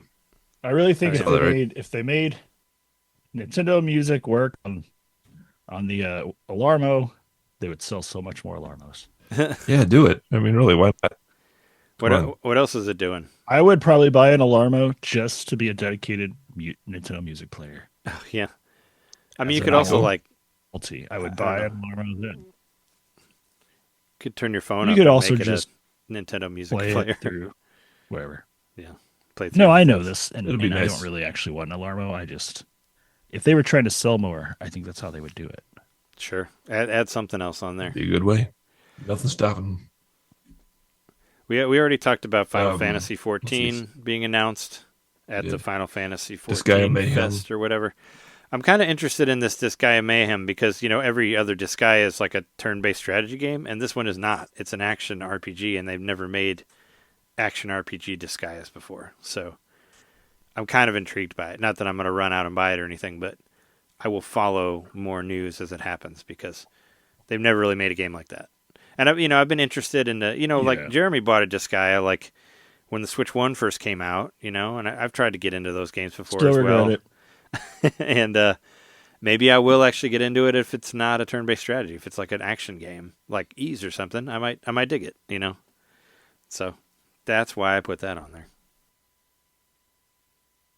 We're getting a Rugrats Retro Rewind collection. I guess they're going through the whole spate of Nickelodeon shows and finding their old games. This is Rugrats' turn now. I thought they did have one already. Well, they did Rugrats, the but new not Rugrats these ones. game. Yeah. Yeah, that was a new Rugrats game for the NES, which they actually put that on the NES, but they also put it out on Switch and all the other stuff. These are the old games that actually existed back then, and here's the list. It's Rugrats Search for Reptar from the PlayStation in 1998, Rugrats Movie, which was on Game Boy and Game Boy Color, Rugrats Time Travelers from the Game Boy Color, Rugrats Studio Tour, which is a 1990 action adventure title. That's wrong. PlayStation. Yeah, it says 1990 from PlayStation. That can't be right. This is copied from the website. Wait, the PlayStation wasn't out in 1990? Yeah. They didn't even exist. Well, the show didn't exist in Right. 1990. Yeah. It's got to be 99 or something. Anyway. Yeah, right. It definitely was not on when I was 10. It's probably 99. Rugrats in Paris, the movie, and Rugrats Castle Capers. Yep, from Game Boy Advance. Okay. I'm not getting this. I never played any Rugrats games. Would you ever put a Rugrat on your island, on your Tomodachi Life island? Maybe. I did like the show. That was a good show. I mean, yeah. To me, it makes the most sense to play a Rugrats game on a grubby, like, cookie crumb covered Game Boy with It's the only way to play it. I was gonna say I think the game Because comes I with think some of cookie Rugrats crumbs. as just being exclusively like Game Boy games. Like, I just remember seeing those games like for sale on those. You still see them around like at the retro stores. you could get some shit on your Switch and just get it dirty and then and then get that idea. Yeah, It could emulate Sit in that the for back of you. your parents' car. Just use it as a plate, like you would with the old Xbox controller. I'll tell Put you some what. food I'll on it, play and just eat it, and then play something on it. There you I'll go. play You it in got crumbs handheld on it. mode, but the entire time I'm playing, I'll have an upturned juice box spraying juice on it. Oh no, it's gonna break or get real sticky. Ugh. I want the authentic experience. You do you. It's all good. I want Orbitals, which continues to amaze me. I think this game Got a new looks trailer, right? incredible. Yeah. I didn't watch it. What did it show? Well, I watched it 2 or 3 times. I said it before, but I wanted an 80s anime looking game, and this is it. Like, it looks so good that I have to like squint to look for the flaws, to look to see where it looks more like a video game than a actual 80s anime. And they are putting together a trailer, so they're cutting together the best moments and all that too. But man, it really does sell the effect from like just the way that animation's just like a little bit stilted, or there's not necessarily 24 frames. What it's probably like 12 frames a second or something like that. They really did a fantastic job. And I'm in on this. I'm buying this one for sure. I know I need somebody else to play with me, so that'll be one of you two, or maybe both of you two. Will it be Bono or The Edge? Not at the same time. though. It would be Bono and The Edge. Yes. Man, we had gone. It's like we got to reset. It's like we had gone like 600 days before fucking U2 joke, and here we are again. Just setting it back Reset to the zero. Reset here. I don't think you can play 3 players, so it will only be one of us, not both of us. But yeah, I mean, I like I wonder everything. how that works. I've never played one of these types of games. You have to be playing it with the same person every time. I don't know. I I guess. never buy these games I don't know because how I don't that works. like. I mean, Yeah, I think probably not because because that'd be it difficult, probably right? saves local. It probably saves your progress locally still. Probably so. Yeah, you could probably just save and then have somebody whoever play player 2, I guess. But I don't know because I never played any of these. Because the part I don't like about it is the 2-player. I don't. I do Well, really like. I'm sure I'm going to like the game, so I'll probably play it. I'll probably play through it twice, at least with each of you. You So, can kidnap your nephew and make him play it with you. Good. Or we could do a game share, and one of us we could do the pass controller thing between all 3 of us. If I was ever going to play one of these kind of games, this is probably the one. Yeah, Before I'd be Sticks willing 2 to or- give it a try. So one of these times. The only game share I play is WW2K26 with Shake, which we did again. But there's a lot of really cool new wrestlers on there that you can download. I watched the In the new Yoshi trailer of this. I watched the Yoshi and the Oh. Mysterious Book trailer, and I'm really into this I was game just- more than I was before. I think I'm actually getting this one for free for my birthday because it's coming out a couple days after, and I believe that we just got an eShop card in the mail from Sam's Club, marked down like 10% or whatever. So I think Jess already got me an eShop card for it. But no, I mean I really like this trailer because it shows it's almost, I wanted to call it like Yoshikemon or something, because you're like collecting.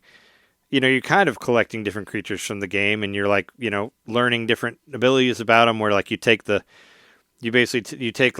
flower and run against the grass with it, and other flowers grow, like kind of like Okami style, like that sort of thing. I showed the trailer to Jess, and they noticed some things, like the art style of it. Like when you're outside of the book, the Yoshi is like fully polygonal, but when you're inside the book, they're hand drawn, which I didn't really notice that, which is a really cool extra attention to detail in there. But no, I think it looks really cool. I watched Switch Up's impressions of it because a whole bunch of people got it to look at it and all that. And they actually compared it to a 2D Mario 64 because you do different things in each level as you would do all the different stars in Mario 64. And that has me even more excited about it because, as I've said a billion times, Mario 64 is one of my favorite games of all time. So I don't know. I think this game looks great. And I'm excited about it. I will say I'm a bit more hopeful. Just a- Yeah. After the latest trailer. No, I think Same. it keeps the impressions have been really good from a lot of people about it.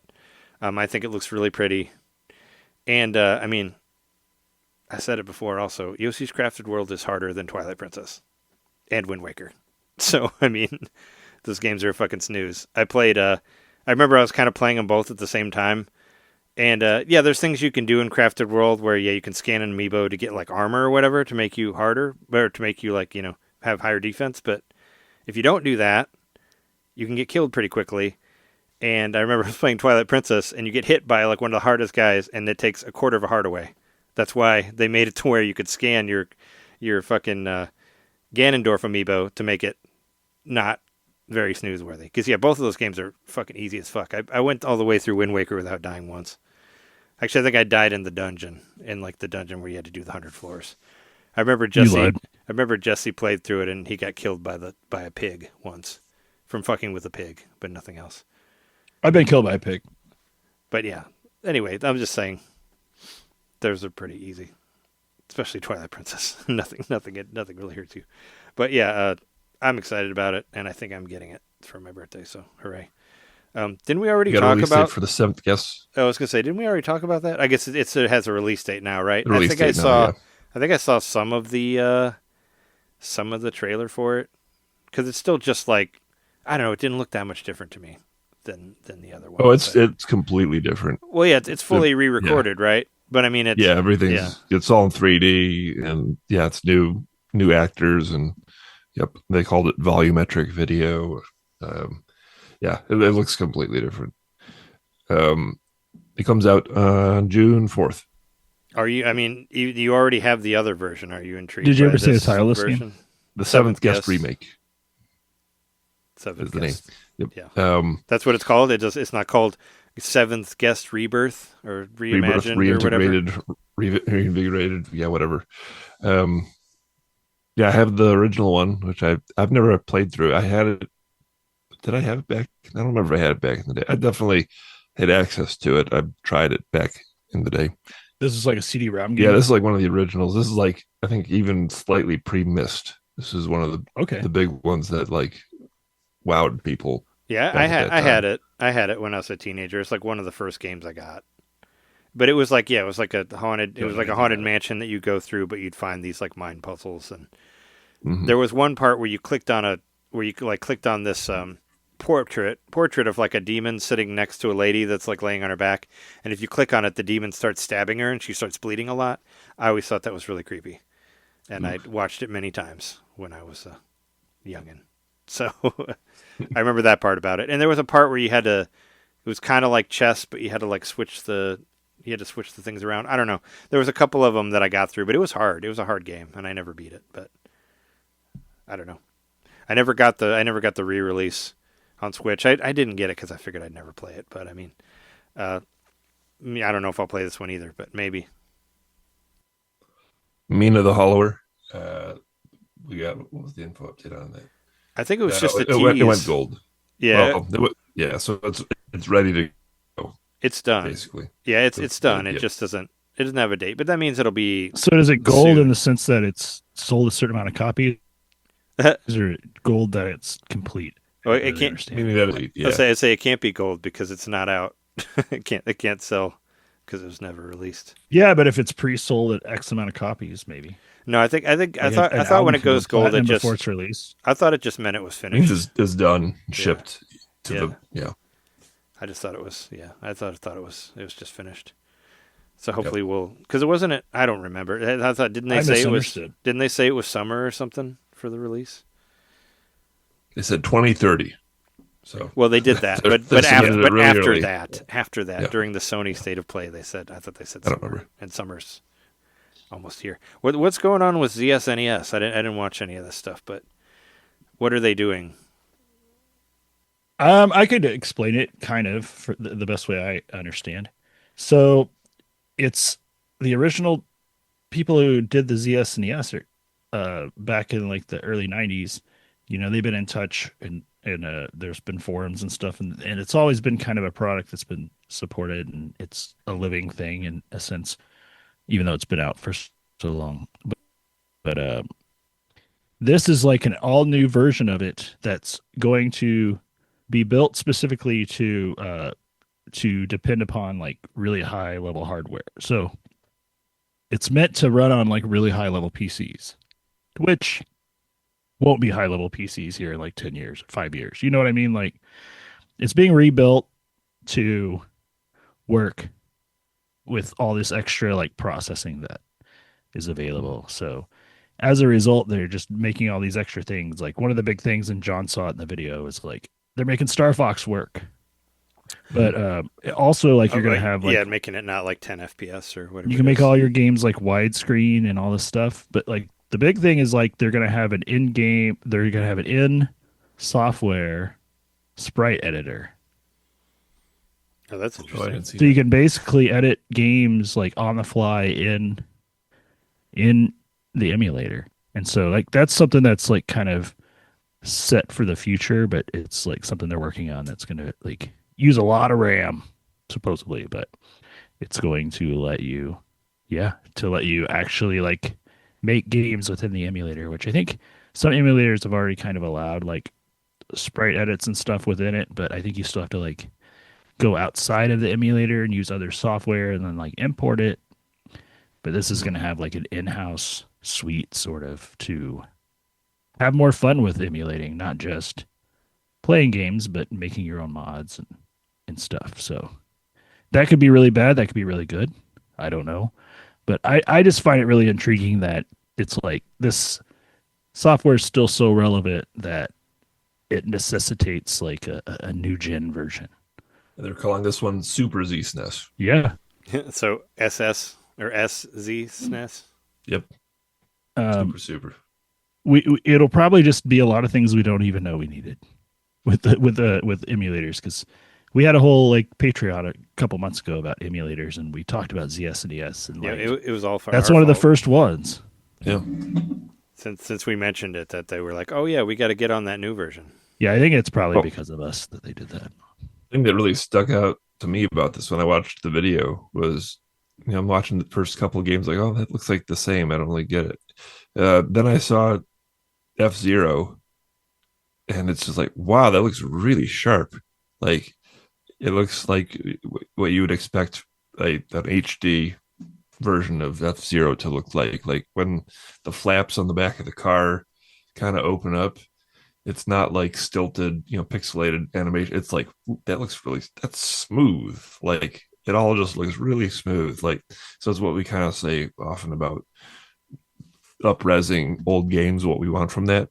We just want it to look sharper, crisper. And I think That's it. that's if I remember from the video, that's one of the things. It's like you multiply the pixels by 4 or something like that to make like a bigger version, but like a crisper version of the sprite. I think that's one of the end game or one of the end suite, like whatever. It's an onboard thing that takes advantage of the computers to multiply your pixels to make it look better. Yeah, it looks great in widescreen. I was going to say, if you'd like an up-res version of F-Zero, let me tell you, there's a game called F-Zero 99 that does a really great job of that.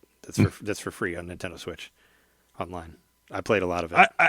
I just find it interesting, like, because we were, because we just if we hadn't it, just been yeah. talking about it, right? Yeah, I might not find it as interesting, but I do like that it's like there is such a demand for this exact thing that they're doing. Like, it's crazy when you think about it. These games are so old, but like they're part of this generation of software that's like evergreen because it was just it just had such a cultural impact at the time that still lingers 40 years later, and they're still wanting to make it better. That's so cool. I mean, yeah, I'm here for it. Super Nintendo is one of the best systems of all time, so let's do more stuff with it. It kind of reminds me of that.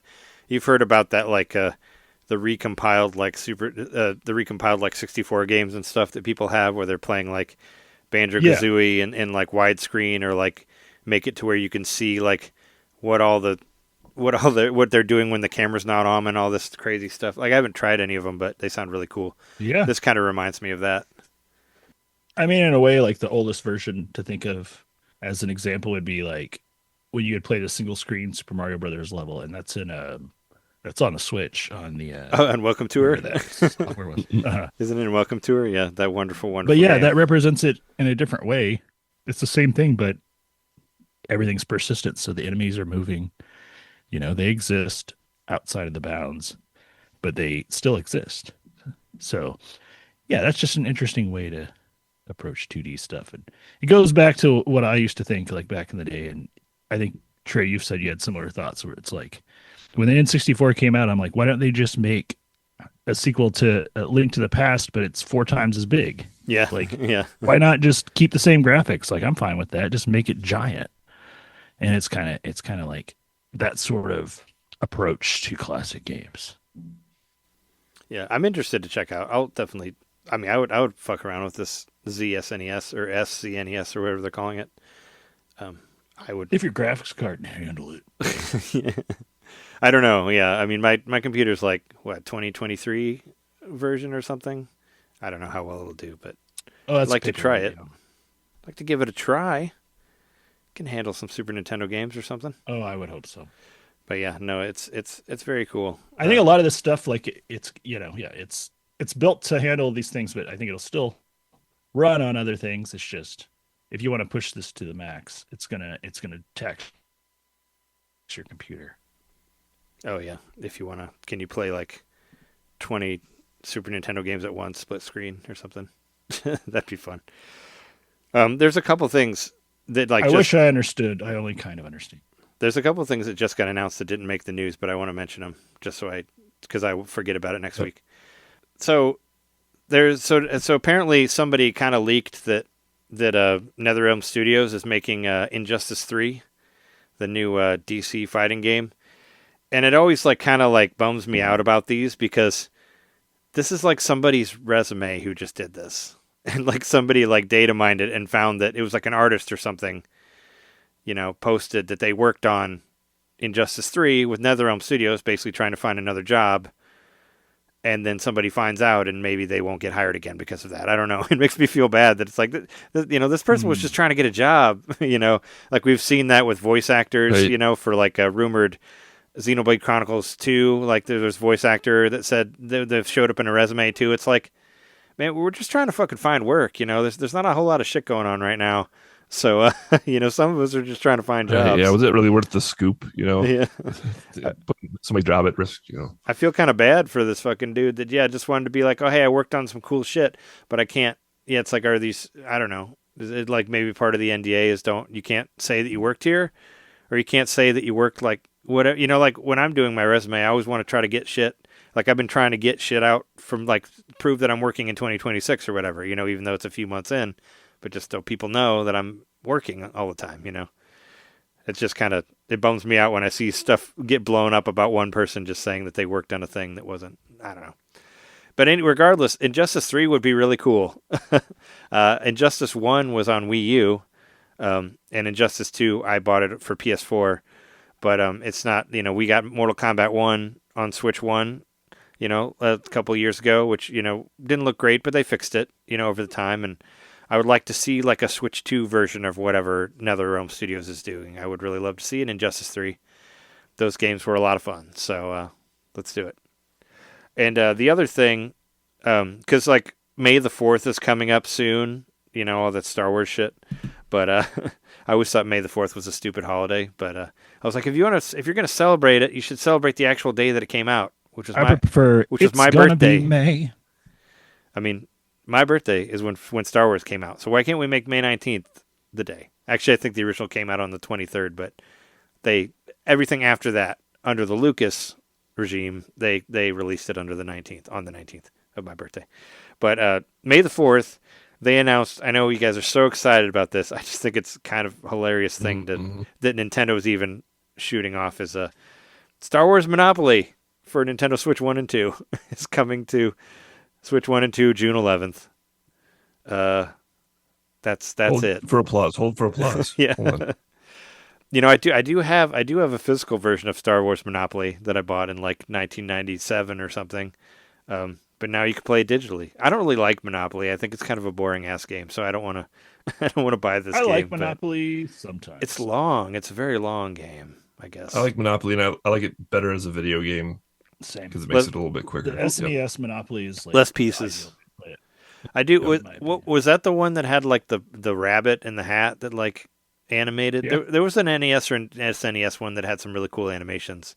Oh yeah. And I remember the NES Monopoly game. My friends and I, we used to just hold the A button because the hand would just do this, and we just laugh at it on the screen because it would just jerk off. The jerk off motion. Yep. For Actually, I had it on the Game Boy. It was a pretty good Game Boy game. Yeah. I mean, it's just like the joke about close your eyes and pretend like you're rolling some dice that they used to have us do in middle school. Oh yeah. I don't know. Yeah, it's not as cool as Star Wars Battle Chess, which I had on computer. They should release that on Switch too. That'd be pretty. That game was really funny and silly. I mean, any of the Battle Chess games were funny, but the Star Wars one was extra funny.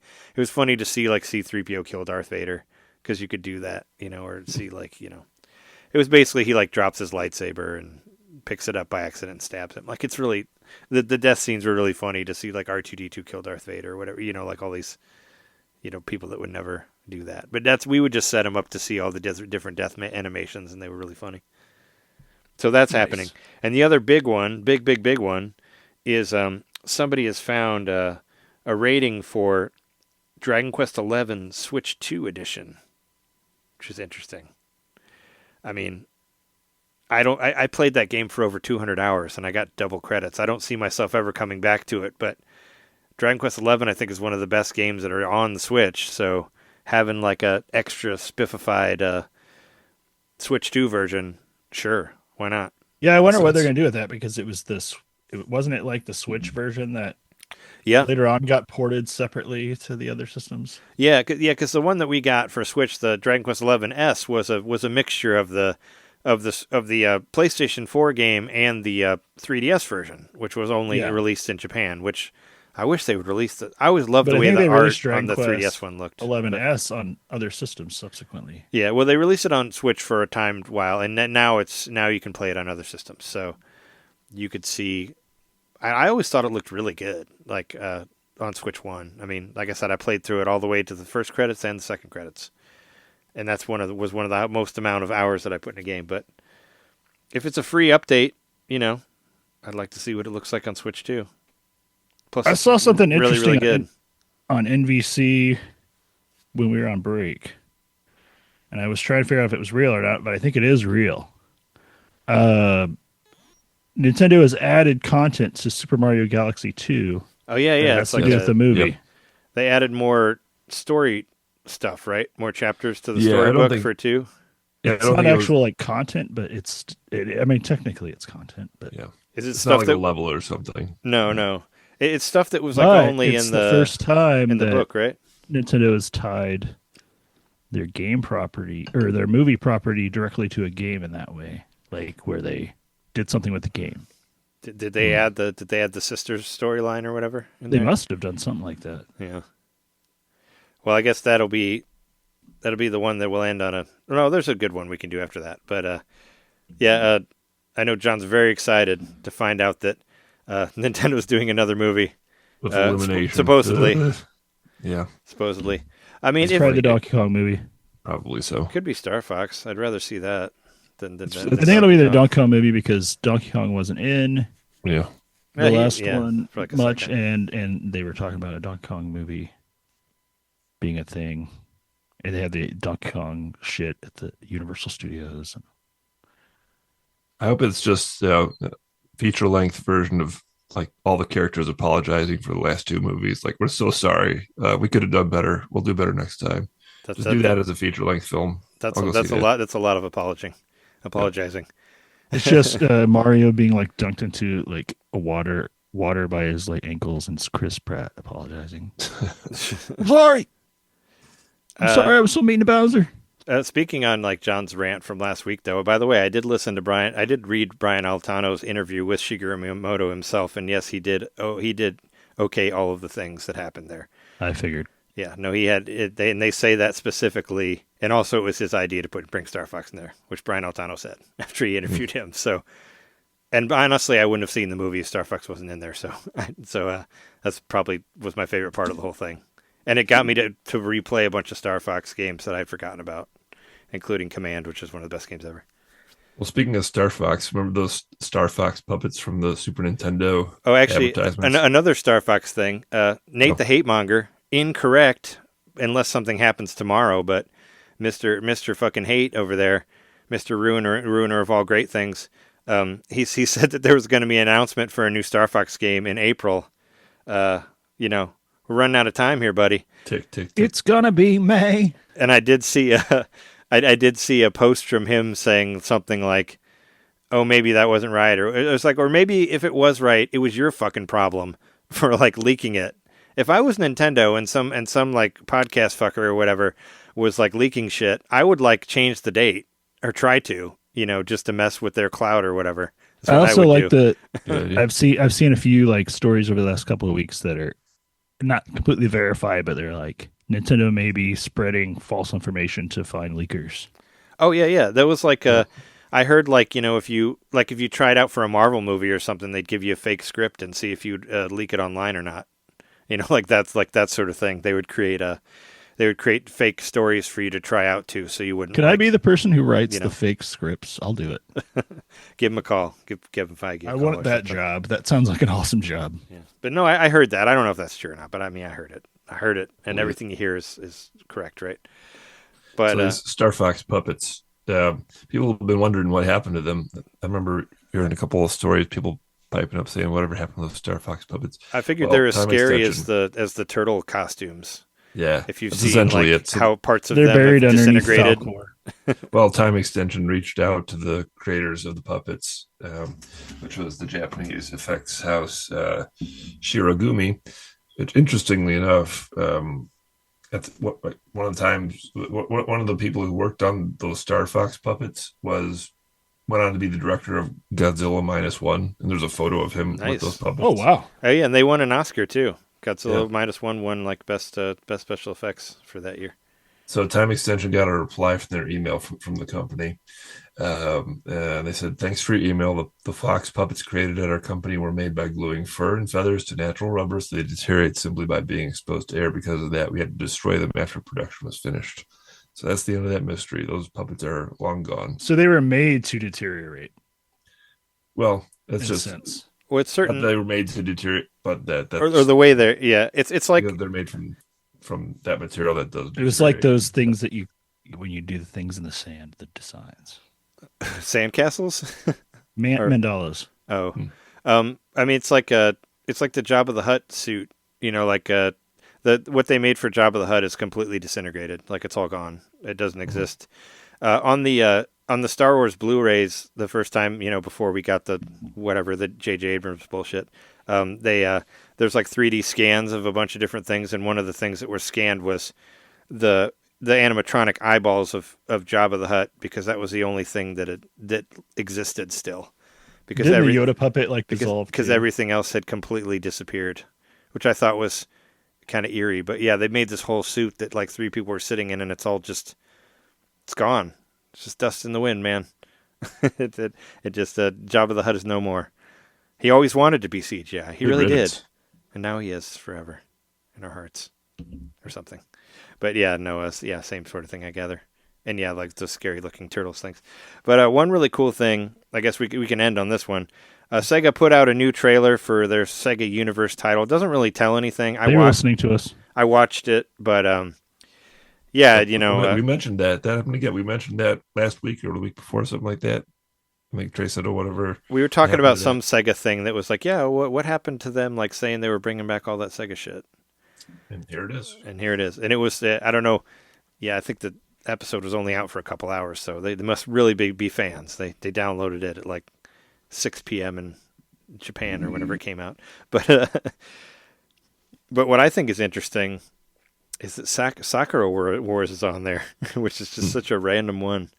I remember there being one Sakura Wars on Wii that I always kind of wanted to play, but yeah, I don't know. Outrun made me excited, seeing a new version of Outrun or whatever they want to do. Like I always wanted to play those sequels. There was like Outrun 2 or 3 or whatever that I never played, and there was like a futuristic Outrun game on Mega Drive that I never got around to buying, but always kind of wanted to try it out. Like I think there was a 3D one on Xbox or something. Like, just give me an Outrun collection. I want to play, because I love that first one so much. I'm sure the other ones don't compare, but I'd like to see it.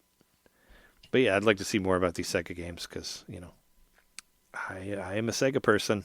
Yeah, they keep giving us these teases saying, oh, we got this coming down the pipeline. Like, how's Golden Axe going to be fun? Sure. This can be good, yeah. I wish they would actually release something like a trailer, something concrete, rather than telling us that these games are coming. They're still coming, yeah. In case you forgot, here's more. That was like 2 or 3 years ago they announced that, and then this trailer was essentially more of the same. Like, hey, we got these things coming. Like, yeah, we heard you the first time. Show us the things. Yeah, give us something, man. Yeah. Yeah, I don't know. It just sounds like some drunk executive said at a bar once, and now they're like, damn it, now we got to do this. I want a realistic, like, Crazy Taxi that, like, lives in, like, the world now where you, like, where it's something like, Grubhub with people or whatever, and you have to look at all these shitty orders that people are sending to you, and you want to make sure and get one that's, like, more money than the actual mile length, but also, like, your car is, like, almost dying, and you can barely afford to get your tires fixed. But the back of your car is falling off, and you have to tape it on, and like all these things. No, I want a realistic Crazy Taxi that's actually like now, where you can barely afford to pay for anything with the bullshit tips that people give you. It's called I don't know, depressing is what it's called. No, but no, make it more realistic. I don't know. When I fucking deliver, I think about this all the time. I'm like, this should be a real game. You're trying to find not a bullshit order in hopes to get $100 in 5 hours or whatever. That's the life. But yeah, no, they should make a realistic one. If I knew how to code, I'd do it, and it would be excellent. But I don't. But anyway, I think that's good for this episode. I had to make it 50 minutes less than last week's episode. But yeah, that's good. That's been episode 518 of NintenDomain. Thanks everybody for listening. If you'd like to support the show and listen to our bonus episodes, go to patreon.com/NintenDomain podcast. I promise that the edited version of our newest expansion pack will be out by the beginning of next week. I had to take a break for other things, but it'll be out, and the WRT radio will be out too before next week. Or before the end of next week. So look out for that. And yeah, $1 gets you the free expansion pack. $5 gets you the early video, and the WRT radio, and plenty of other shit. So check that out there. And look at those wonderful reels that I'm still getting those likes for. I did actually. I rebirthed. Speaking of rebirth, I rebirthed the Instagram of NintenDomain Podcast. So you can check that out too. But yeah, it's out there. I put out there's that 30-second video of the bushes appearing in in Final Fantasy VII Rebirth that's out there. So you can see that. But yeah, fun stuff. But yeah, we've been your hosts. I'm Trey Johnson. Jerry Mikowski. John Knitter. And thanks everybody for listening. We'll see you next time. See ya. Rebirth.